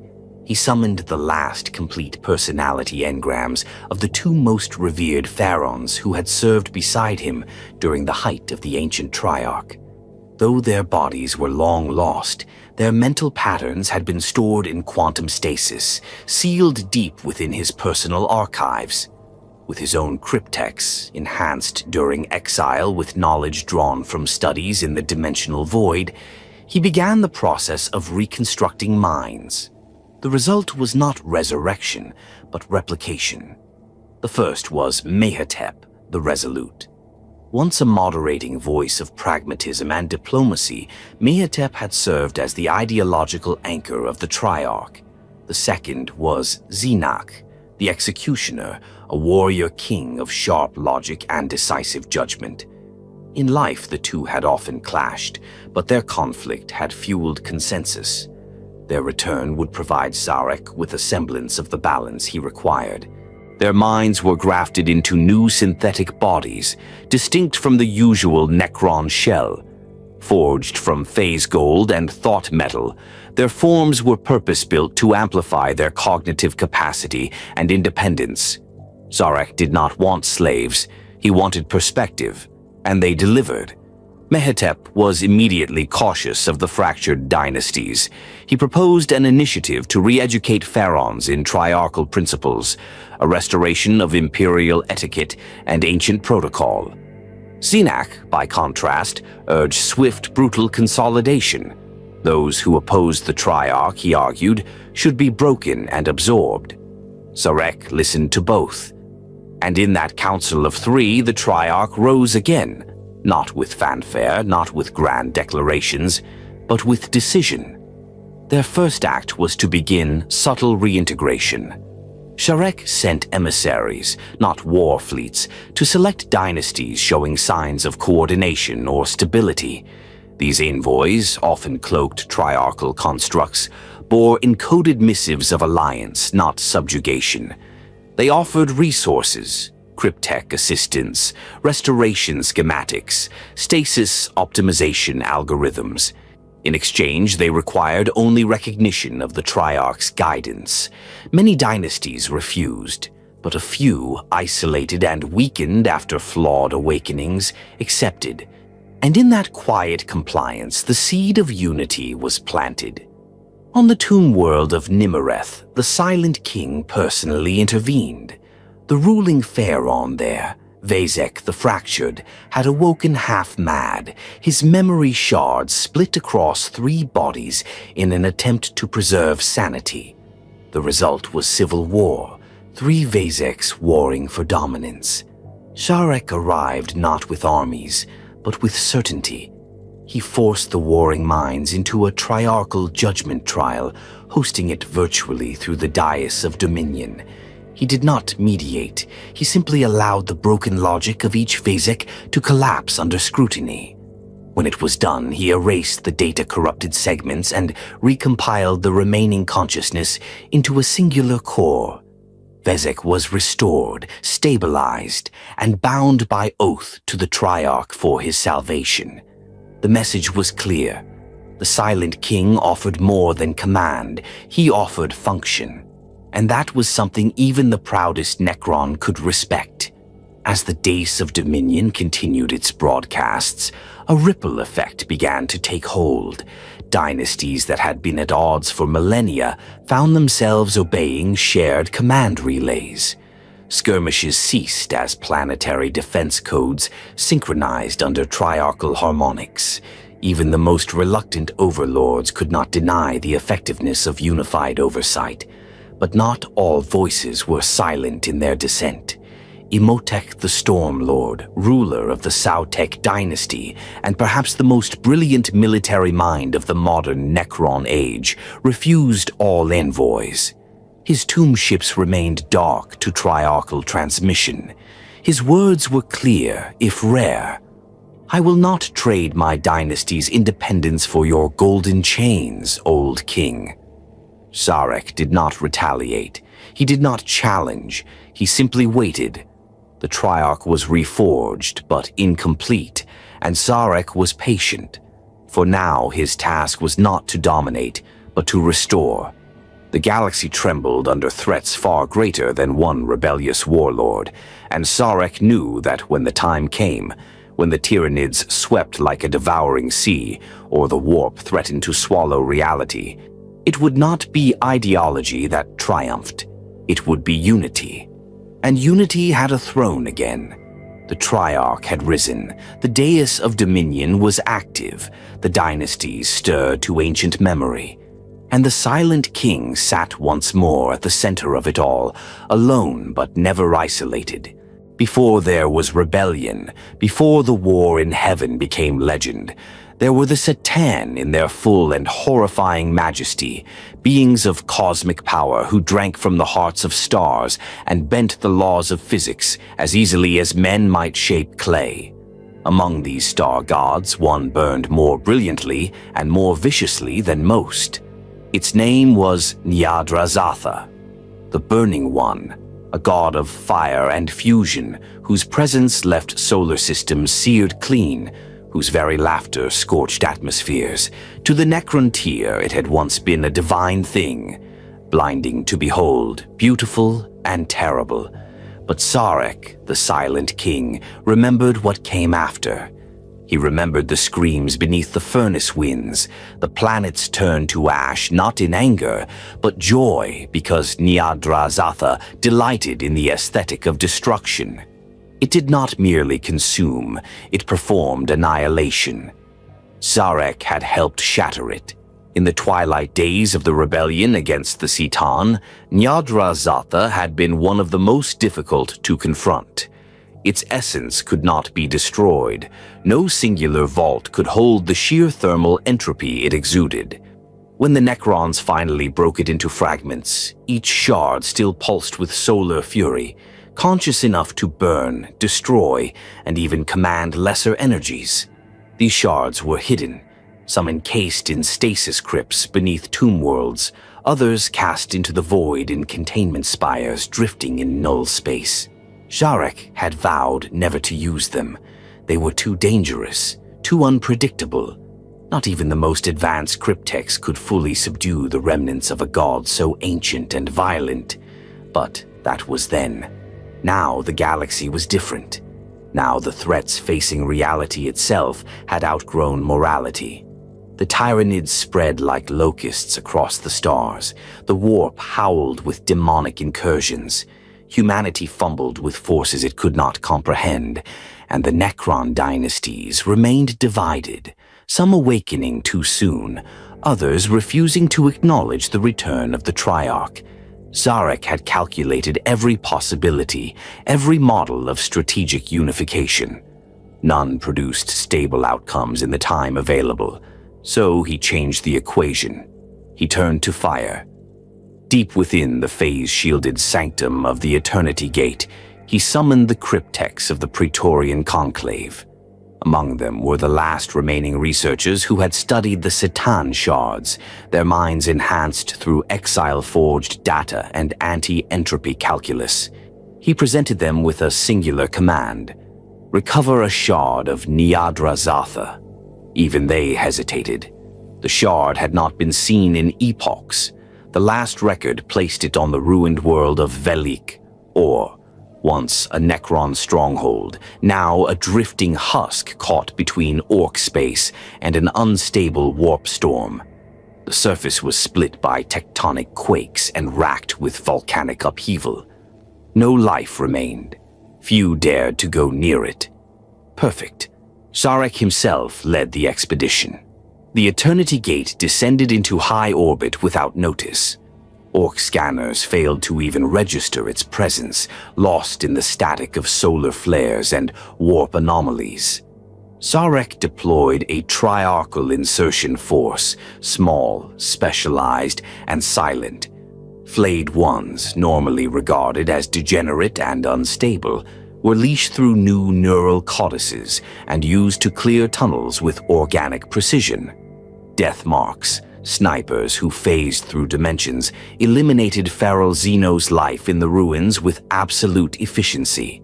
But as the excavation neared the shard's burial chamber, things changed. The temperature rose. Not gradually, violently. Even with necron physiology, the outer layer of the excavation team began to melt. Phase armor blackened. Internal systems began to misfire.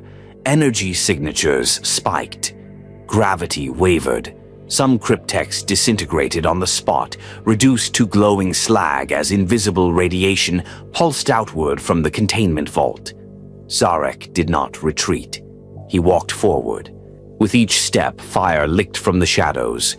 Not literal flame, but seething waves of destructive pressure. Time itself buckled. Reality blurred. The shard had sensed its freedom, and it was awakening. But Szarekh had planned for this. He activated a tesseract vault, custom-made for this shard alone, lined not just with stasis filaments, but with living code, algorithms designed to entertain the Burning One, to distract it with patterns of simulated destruction so it could be calmed, if not reasoned with. As the shard surged from its prison, a humanoid form of incandescent plasma, screaming in the voice of dying stars, Szarekh faced it, not as an enemy, but as a wielder faces a blade. And the blade bowed.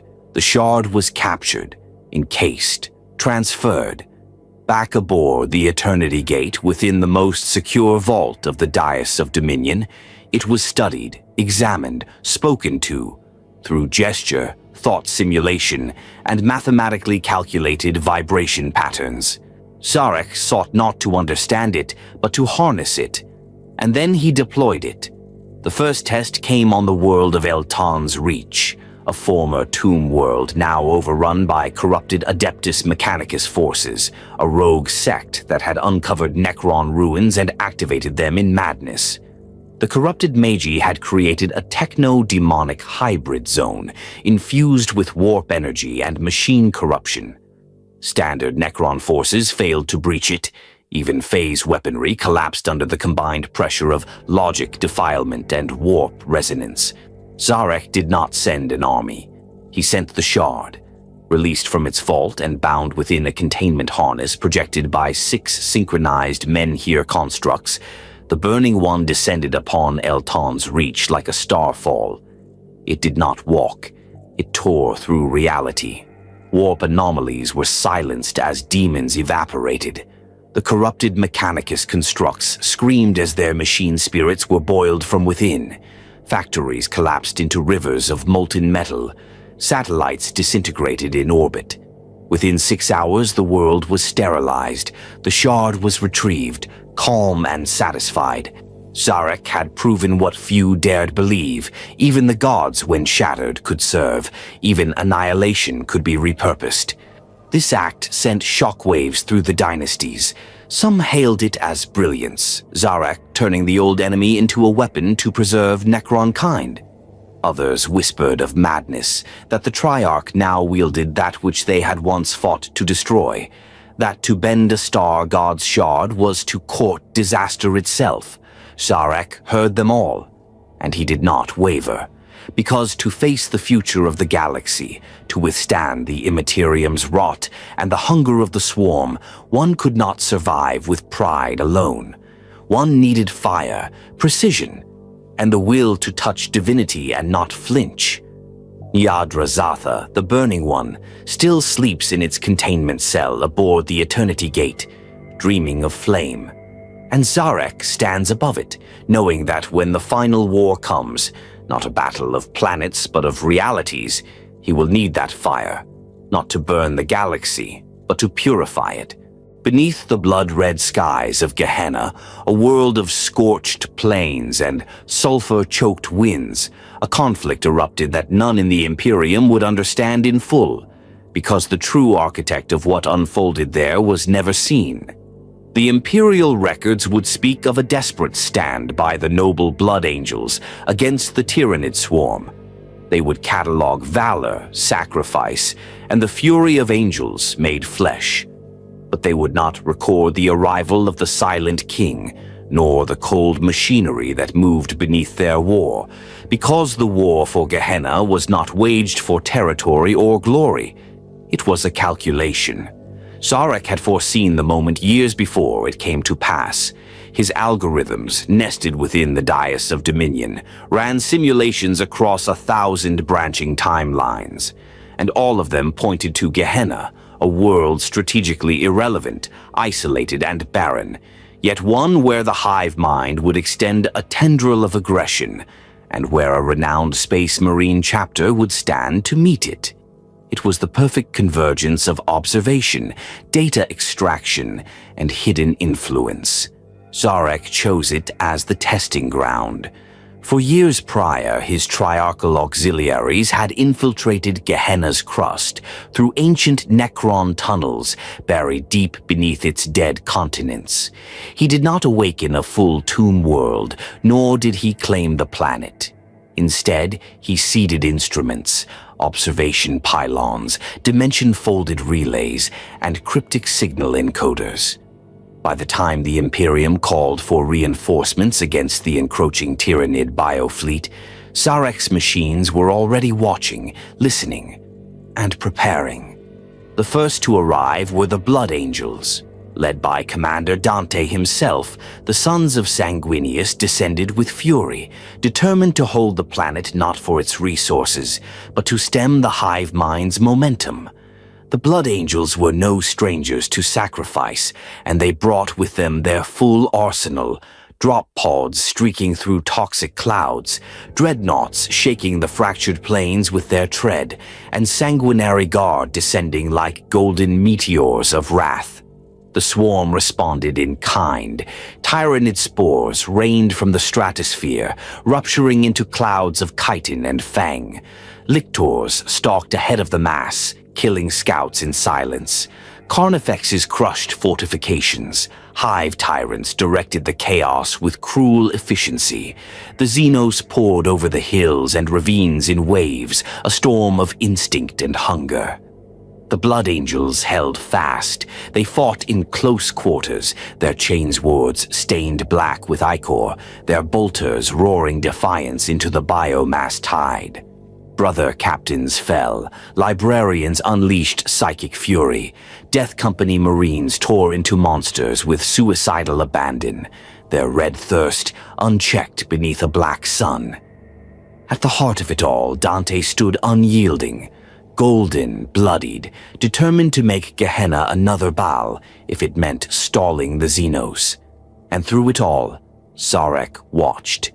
From orbit, cloaked beyond human perception, the Eternity Gate drifted silently, pulsing with calculated purpose. Within its sanctum, Cryptex analyzed every interaction.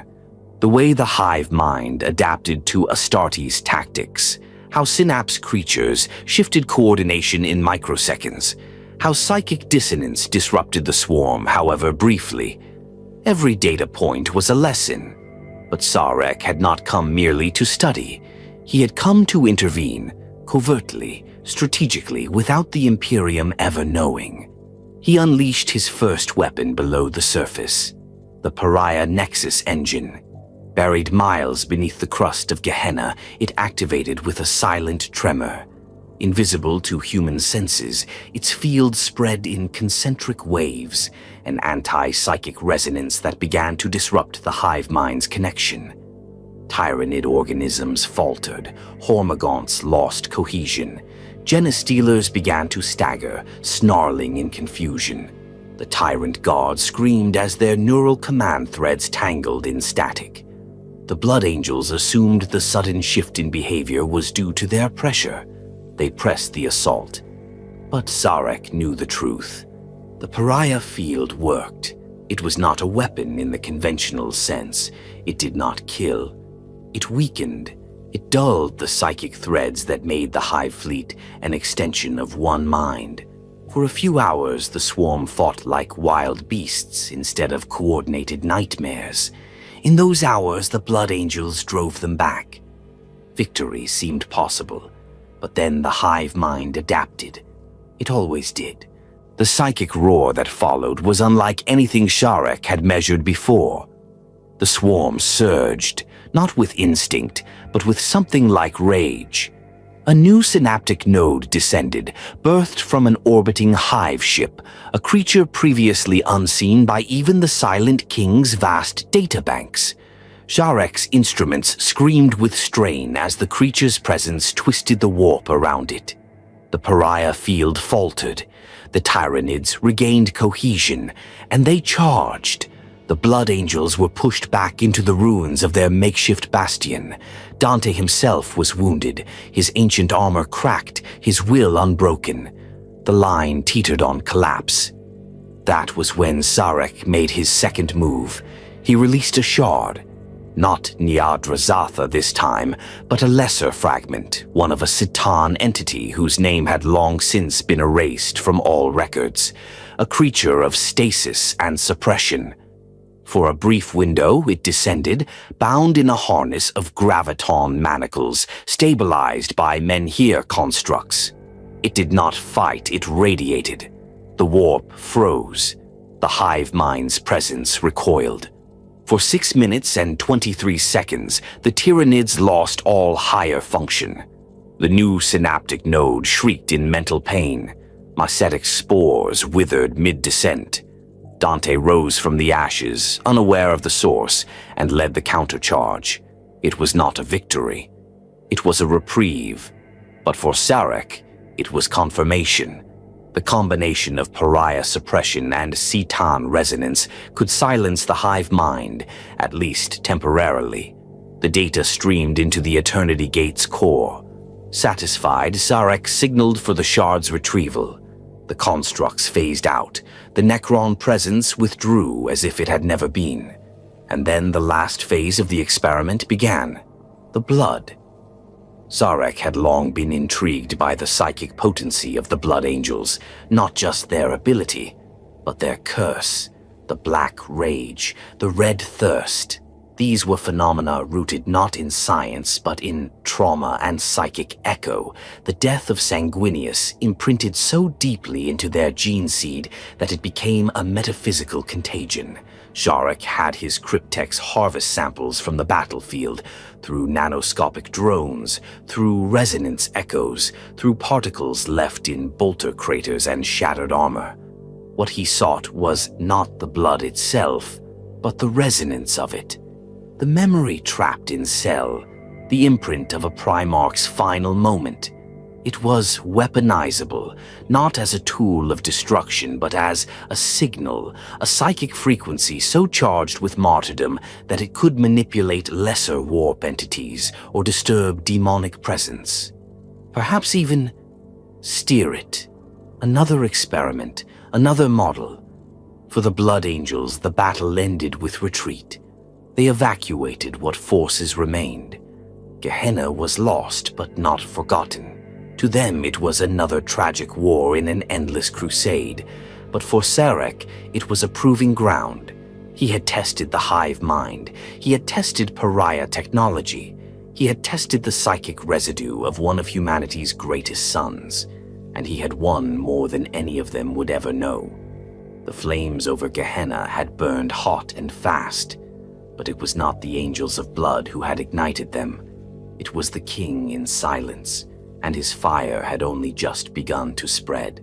In the eternal quiet of Necron thought, where emotion was a whisper and memory a data stream, rebellion did not ignite like fire. It unfolded with cold precision, like the movement of tectonic plates.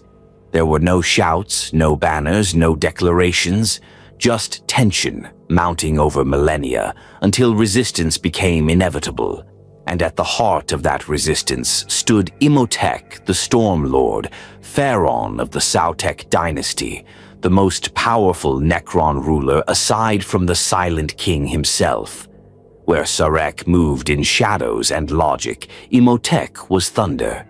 A tactician of unmatched brilliance, he had risen during the Great Awakening not by inheritance, but by ironclad strategy and brutal conquest. Entire tomb worlds had been brought under his control, not through unity, but domination. His mind, preserved more perfectly than most, burned with ambition, not for chaos but for order on his terms, and Sarekh's return endangered that order. The Silent King had expected as much. He had studied Imhotep's campaigns across the Atavar Spiral and the Bektan Rift. He had observed the Sautek's consolidation of dozens of scattered dynasties and their precise, disciplined march across imperial sectors. Imhotep did not operate like a mad overlord clinging to glories of the past. He operated like a king already enthroned. Szarekh saw the seeds of rebellion in him before they even sprouted. When emissaries from the Triarch arrived in the heart of Sautek space, bearing missives from the Dais of Dominion, they were received without ceremony and returned without response. No insult, no threat, just silence, a refusal that spoke volumes. Imhotep would not bow. Not again. For centuries, he had been the highest authority in Necron civilization, ruling not from nostalgia but from necessity. He had weathered flawed awakenings, psychotic overlords, derelict tomb networks. He had fought the Imperium, the Orcs, and even minor Tyranid incursions with devastating success. His campaigns were methodical, his discipline absolute. To him, the Silent King's return was a challenge, not of ideology but sovereignty. Szarekh understood the magnitude of the moment. If Imhotep's defiance went unanswered, other dynasties might follow. But if it was crushed with force, civil war would ignite across a dozen sectors. The Necron race, already fragmented, could not afford such division. So Szarekh did something no Necron had done in eons. He requested an audience. Imhotep agreed. The meeting took place aboard a neutral tomb ship, suspended in the black void above the Ghoul stars, chosen for its symbolic significance. It was where, long ago, the Triarch had signed treaties that bound unruly houses together during the Necrontyr Age of Division. Now it would host a confrontation not of weapons, but of will. The two kings entered in silence. Imhotep stood tall and gleaming, his necrodermis form adorned with crackling glyphs of energy. His crown shimmered with contained storms, a constant halo of electrical discharge surrounding him. Every movement radiated confidence. Szarekh, by contrast, was stillness incarnate, his form older, more intricate, layered with impossible geometries and golden filigree from a time before time. He moved slowly, not out of weariness but calculation. His presence did not crackle, it pressed. Imhotep felt it immediately, the sensation of being measured. Their exchange was not words in the traditional sense. It was code, signal, and thought, all compressed into direct transmission. Millions of concepts passed between them in microseconds. The tone was respectful, but the message was clear. Szarekh offered unity. Imhotep offered independence. The Storm Lord refused to recognize the Triarch's authority. He would not dissolve the protocols he had established, nor cede military control of his tomb fleets. He believed the old systems were relics of a dead age, unfit for a galaxy now shaped by chaos, Xenos infestations, and the unpredictable violence of younger species. To Imhotep, Sarekh's vision was noble, but outdated. The meeting lasted hours, compressed into moments, a dialogue of philosophies, strategies, and predictions. Then came the ultimatum. Szarekh presented the Pariah Nexus, not as a threat, but as a proof. He transmitted full data archives of its construction, its effects, and its potential. Imhotep studied them with keen interest. He recognized their power, and that was the moment Szarekh pressed further. He invited Imhotep to join him in expanding the Nexus, to help build a lattice of psychic suppression that could stabilize the galaxy itself. To be more than a conqueror, to be a sculptor of fate. Imhotep refused. He would not be subordinate. He would collaborate, share data, even ally in battle, but he would never kneel. Szarekh paused. Then, in one of the rare moments in Necron history where choice remained, he accepted. He did not seek to shatter Imhotep's pride, nor force submission. The Silent King understood something deeper than dominance, that control was not always seized, but absorbed. By allowing the Stormlord to remain independent, on the surface, he opened a channel of mutual necessity. But Szarekh was not naive. He knew this was not peace. It was a contest deferred, and so he planted seeds.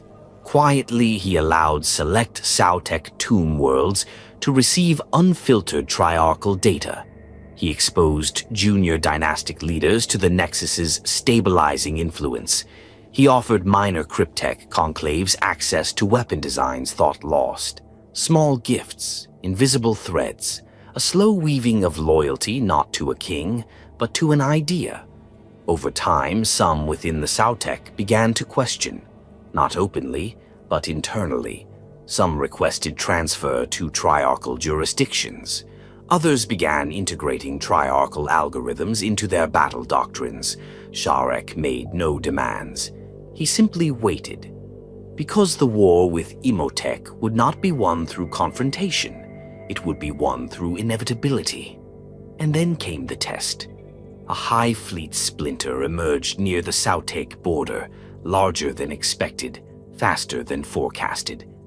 Imhotep responded with precision, deploying his fleets in a textbook pincer. But the swarm adapted. Psychic shockwaves destabilized Necron command systems. The front began to collapse. Imhotep sent no request, but the Silent King arrived. Without ceremony, the Eternity Gate descended. The Pariah Field activated. The Citan Shard was deployed. The hive mind shuddered. The tide turned. And Imhotep, for the first time in his rule, tasted a victory that was not entirely his. When the battle was done, Szarekh sent no message. Imhotep offered no thanks, but when the next triarchal envoy arrived in Sautech space, it was received. Not welcomed, not endorsed, but not turned away. And that was enough. The Stormlord's revolt had not ended in civil war. It had ended in a draw. But beneath that fragile balance, Szarekh smiled within the stillness of his mind, because he knew that even the strongest storm in time must yield to silence. Beneath the skin of the galaxy, beneath the tectonic scars of 1,000,000 worlds, they stirred.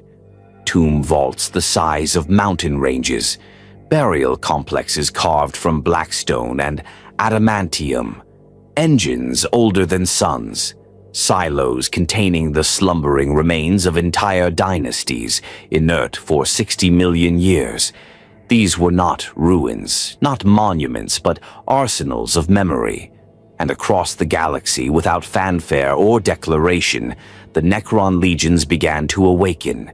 This was no random event, no slow, accidental return to consciousness. It was the result of decades, centuries of planning by Szarekh, the Silent King. His return had not been theatrical. He did not need to announce himself in the warp or cry out in banners of conquest. He seeded the galaxy with signals, frequency codes buried in data strands, harmonic pulses reverberating through phase space. Ancient dynastic protocols, hard-coded into the deepest strata of Necron command matrices, began to unravel their locks. And one by one, the tomb worlds answered. Some reactivated cleanly, systems rebooted. Warriors emerged from stasis cradles with their combat routines intact. Overlords blinked into full awareness and took command, their dynasties returning to military readiness within hours. Others woke wrongly, On the world of Dolmenes Prime, a half-collapsed tomb nexus groaned open and unleashed a host of flayed ones, necrons driven mad by corruption in their cortical matrices. They rampaged through the tomb itself, slaughtering cryptechs, tearing through canoptech defense swarms, feeding on memory as if it were meat. It was only after 3 days of internal genocide that a single surviving command node reasserted dominance and rebooted the planet's control systems. The world remained functional, but haunted. Elsewhere, things were worse. On the edge of the Veiled region, the awakening of the Golix dynasty resulted in a cascading energy surge. The tomb world's sun was drained of all thermal output in an attempt to restore core functionality, causing the star to go dark and collapse into a white dwarf. The process succeeded. The Golix armies awoke, but the cost was cataclysmic. 3 inhabited worlds in the system froze and died in hours. Szarekh recorded it all. Each awakening, clean or catastrophic, was logged into the dais of Dominion. His triarchal auxiliaries moved swiftly, stabilizing key dynasties, providing data support, and erasing signs of failure where necessary. Because optics mattered, the Necron resurgence could not appear as chaos. It had to appear inevitable. But Szarekh also understood the risk. Not all dynasties remembered him fondly. Many did not remember him at all. For those whose tombs had decayed, whose memories were fragmented or lost, Szarekh was a myth, a golden lie from a lost age. And so he changed tactics. He made contact, not as a king, but as a progenitor. In the shattered tombs of the Loric dynasty, where entire command trees had collapsed into recursive logic traps, he descended personally. He walked through halls filled with echoing voices, fragments of overlords caught in endless loops of self-justification and war simulations that had never happened. With his presence alone, he quieted the circuits. He restructured their command pathways and rebuilt their minds. It was not mercy, it was necessity, and Szarekh did not shy from it. The more tomb worlds awakened, the more the balance of galactic power began to shift, slowly, invisibly. Imperial explorers reported anomalous sensor readings near supposedly barren systems. Adeptus Mechanicus probes went silent. Eldar craft worlds shifted course. Even the Tyranids adjusted their swarm vectors, sensing resistance where none should exist. Because the Necrons were not returning with blaring war horns, they were rising from underneath. Entire sectors flipped from lifeless to militarized in weeks. Silent ships, crescent-shaped harbingers of ruin, drifted into planetary orbit without warning, transmitting no demands. They didn't need to. The message was always the same. This world was never yours. On Cadavorus Secundus, an Imperial mining colony, planetary scans revealed a seismic anomaly beneath the central mountain range. Within days, the mountains themselves shifted, revealing the head of a tesseract vault the size of a hive city. It did not attack.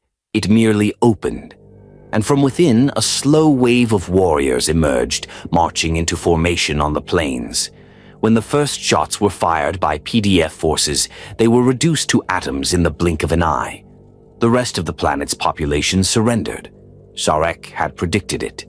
He had not just seeded the awakenings, he had mapped them.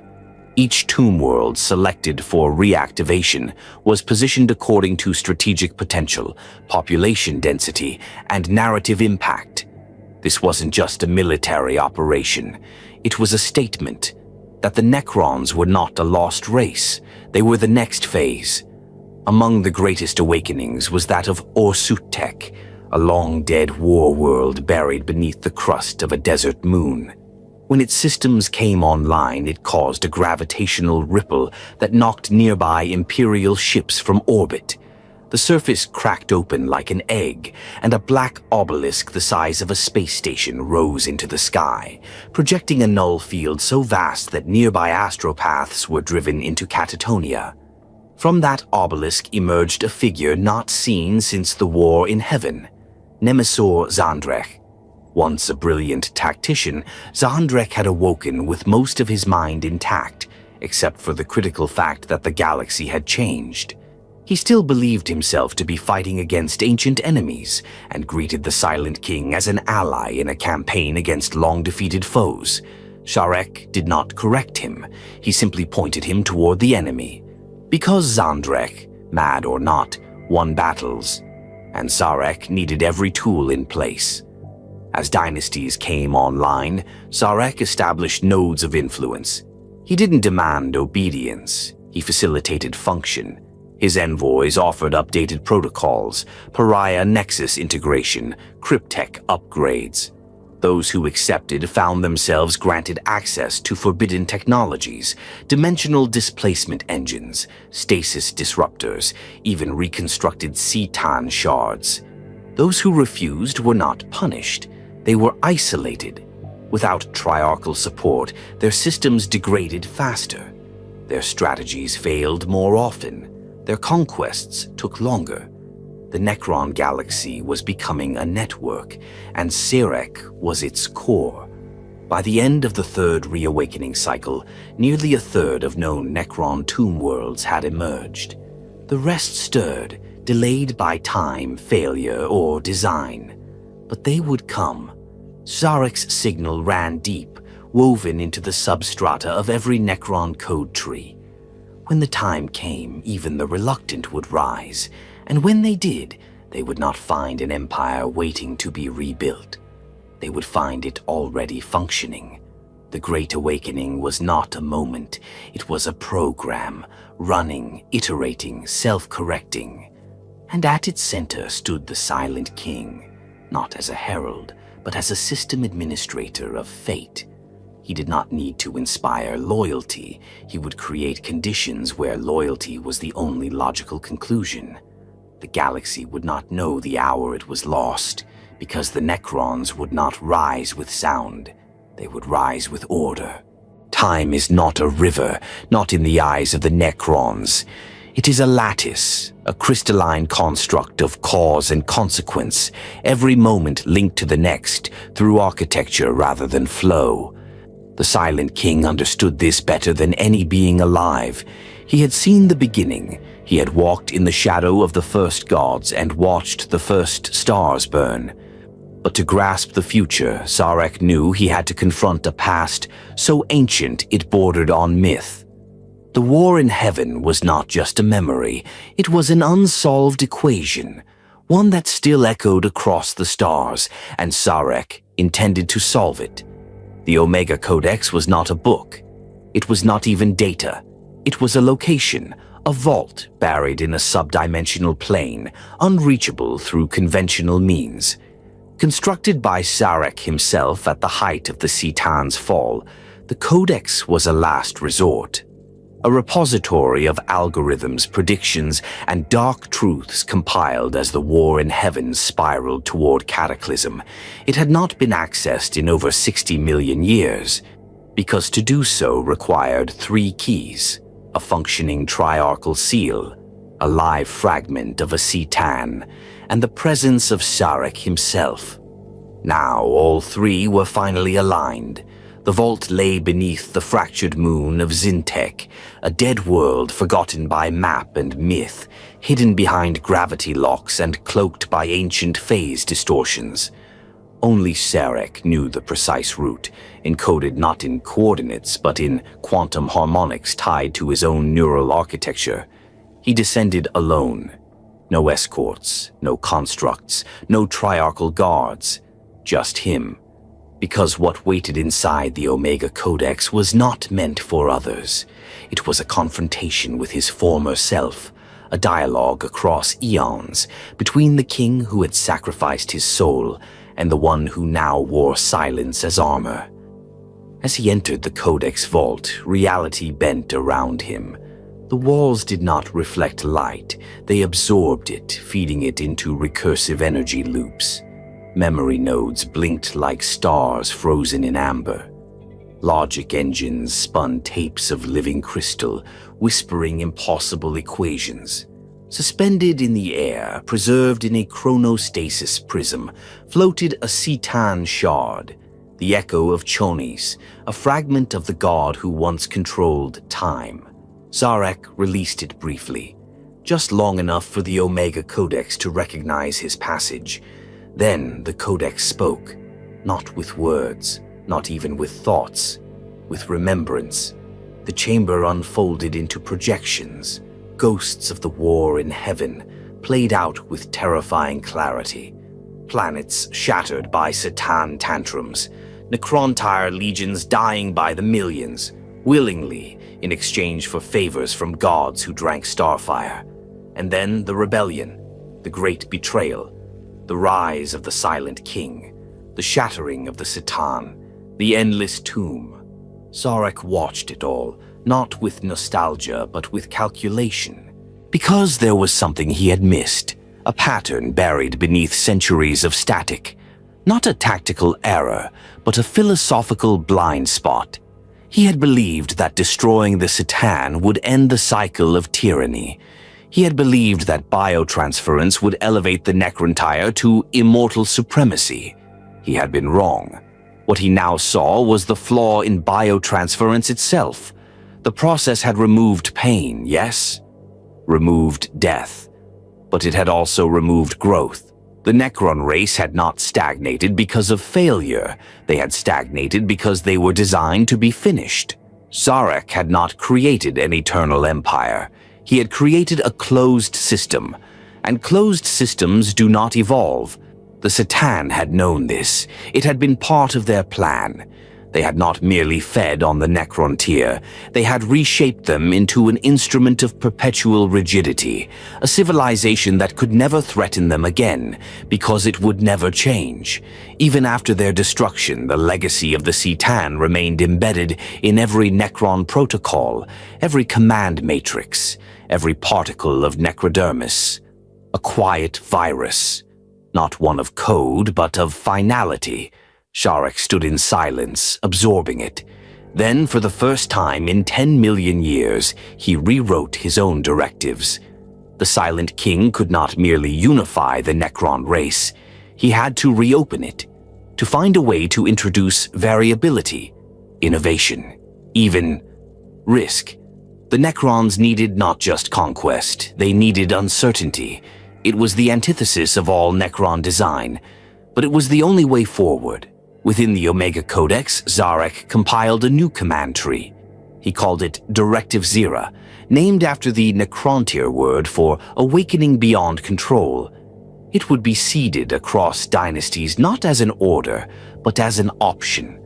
Those who accepted would gain access to evolving protocols, weapon systems that adapted in combat, cryptex who could deviate from known science, even overlords who could question authority. It was dangerous, but so was extinction.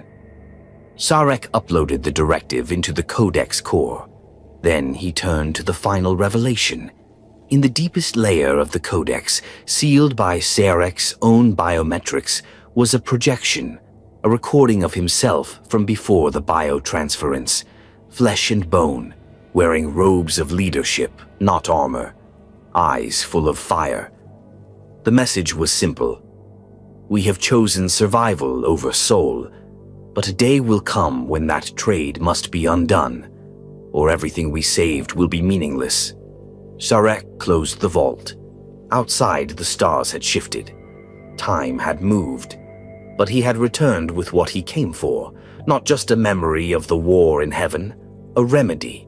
He emerged from Zin Tech with no fanfare, no announcement to his court, no data releases to the dynasties. What he had learned was not yet ready for the galaxy, but it would be, because Szarekh no longer sought to restore what once was. He sought to build what had never been, not a return to glory, but the invention of true destiny. And in the final silence of the Omega Codex, the past bowed to the future. In a galaxy saturated with noise, of war cries, of demonic howls, of the tortured screams of psychers burning under their own minds, one sound has always cut deepest: silence. Not the quiet of peace, but the oppressive, deliberate absence of hope. A vacuum into which certainty disappears. A silence so complete that even the gods feel it. It is that silence that follows in the wake of Szarekh, the silent king. But now, as his design stretches across the stars, as pariah nexuses anchor the Imperium in place, and tomb worlds echo with the sound of reawakening legions, a question looms. Not from his enemies, not even from the Imperium, but from Szarekh himself. What comes next? He has moved every piece. No longer merely a warlord, no longer a ghost of an age past, Szarekh has re-established the Triarch, reignited dynastic protocols, pacified rivals, and reconfigured the course of Necron civilization itself. In systems where the Imperium flails, he brings order. In regions where the warp once roared, he brings silence. But is that enough? Even perfection stagnates. The echoes of the Omega Codex still linger in his thoughts.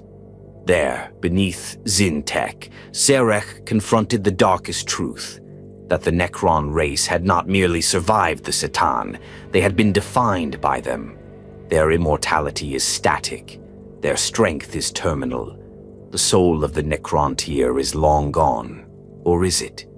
Aboard the Eternity Gate as it drifts through the uncharted zones of the galaxy's southern void, Szarekh stands alone in the vault of dynastic prophecy. No aides, no cryptex, no lords, just the silent king and a sphere of pulsing energy before him, the seed of Ulkaran, a device once banned by the Triarch itself. It is not a weapon, it is not even a tool, it is a question. Inside, it is a quantum replica of a Necrontyr mind, flesh-based, unstable, emotional, created during the earliest days of biotransference to test what might be lost. It is not a copy of Szarekh, but of one of his greatest generals, one who chose death rather than sacrifice what it meant to be alive. And now Szarekh listens to it. He watches as it struggles against the boundaries of logic and control. It screams, it weeps, it argues with itself, a simulation of what the Necrontyr might have become had they embraced mortality. Had they remained organic? For most Necrons, it would be an aberration. For Szarekh, it is a mirror. He does not weep, he does not feel regret, but he understands. He understands that his people have been preserved, but frozen. And he begins to wonder, is this resurrection or preservation of the dead? The Necron race has risen again, yes, but into a galaxy far stranger than the one they once ruled. Chaos has grown fat on mortal dreams. The Imperium, fractured yet burning with belief, persists where reason should have failed. The Tyranids consume, the Eldari fade, and the Tor whisper of unity they barely understand. In this chorus of ambition, only the Necrons do not evolve. Szarekh intends to change that. He orders a triarchal transmission, encoded in the deepest strata of dynastic command trees. Not a law, but an invitation. An offer to high cryptex across compliant dynasties. Design without boundary, engineer without instruction, build what has never been. It is the first creative directive issued by the Triarch in over 60 million years. The results are immediate and unexpected. In the Tirnak system, a cryptech designs a synthetic star mind, a rudimentary Necron A, capable of debate, not just decision. In the Altizar expanse, a phalanx is forged with adjustable identities, each warrior able to emulate the thinking patterns of fallen organics from past campaigns. And in the edges of the Cadian Gap, a lord named Vogt creates a living forge, a crucible that learns from the materials it consumes, adapting the weapons it produces based on the culture of the enemies it faces. Szarekh watches it all with cold satisfaction. The Necrons are not dying. They are becoming. Meanwhile, across the galaxy, the signs of his influence grow harder to ignore. On Medusa, Iron Hand's librarians report strange null spikes disrupting their tech augurs. A forge world on the fringe of Segmentum Tempestus loses all warp communication and discovers an obelisk buried beneath its crust that wasn't there before. Even Gilliman himself issues a new alert classification for phase dark zones, regions where psychic phenomena vanish and necron signatures rise. But Szarekh is not content to merely change his race. He intends to reshape the battlefield. He sends envoys to isolated human populations, long cut off from the Imperium, offering safety in exchange for silence. Zones where warp travel is outlawed, psychers are exterminated, and all communications are encoded with necron permission, and in some desperate places, they accept. These quiet worlds become testbeds for something terrifying: coexistence. It is not friendship, it is not peace, but it is compliance, and compliance breeds stability. Of course, not all necrons agree. Resistance grows within old dynasties that despise Szarekh's methods. Lords who hunger for war, overlords who see humans as insects. They form coalitions in shadow, reactivating forbidden codes and awakening lesser Citan shards to forge weapons from madness. And Szarekh allows it, because a future without dissent is a future without direction. Every rebellion is a data point, every insurgency a lesson. Even failure becomes a path forward. And then, finally, Szarekh turns his gaze toward the Eye of Terror, the final silence, the place where reason itself dies. He does not move fleets. He does not declare war. He merely prepares. The pariah nexus grows, stretching like a web of psychic extinction. Relay constructs spread from its heart into subspace corridors. Phase beacons blink within the warp, cryptic signals of absolute negation. One day, the eye will close, not with a bang, not with fire, but with absence. That is Szarekh's vision, a galaxy not ruled by him, but one in which nothing can rule but order. Not chaos, not faith, not gods, just the long unfolding will of silence. And so, at the edge of eternity, the last of the Triarchs stands not at the head of an empire, but at the birth of something new.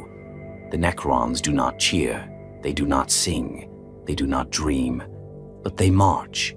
And at their head walks the last king of the first race, Szarekh, the silent king. He does not speak, he does not need to. The galaxy listens anyway.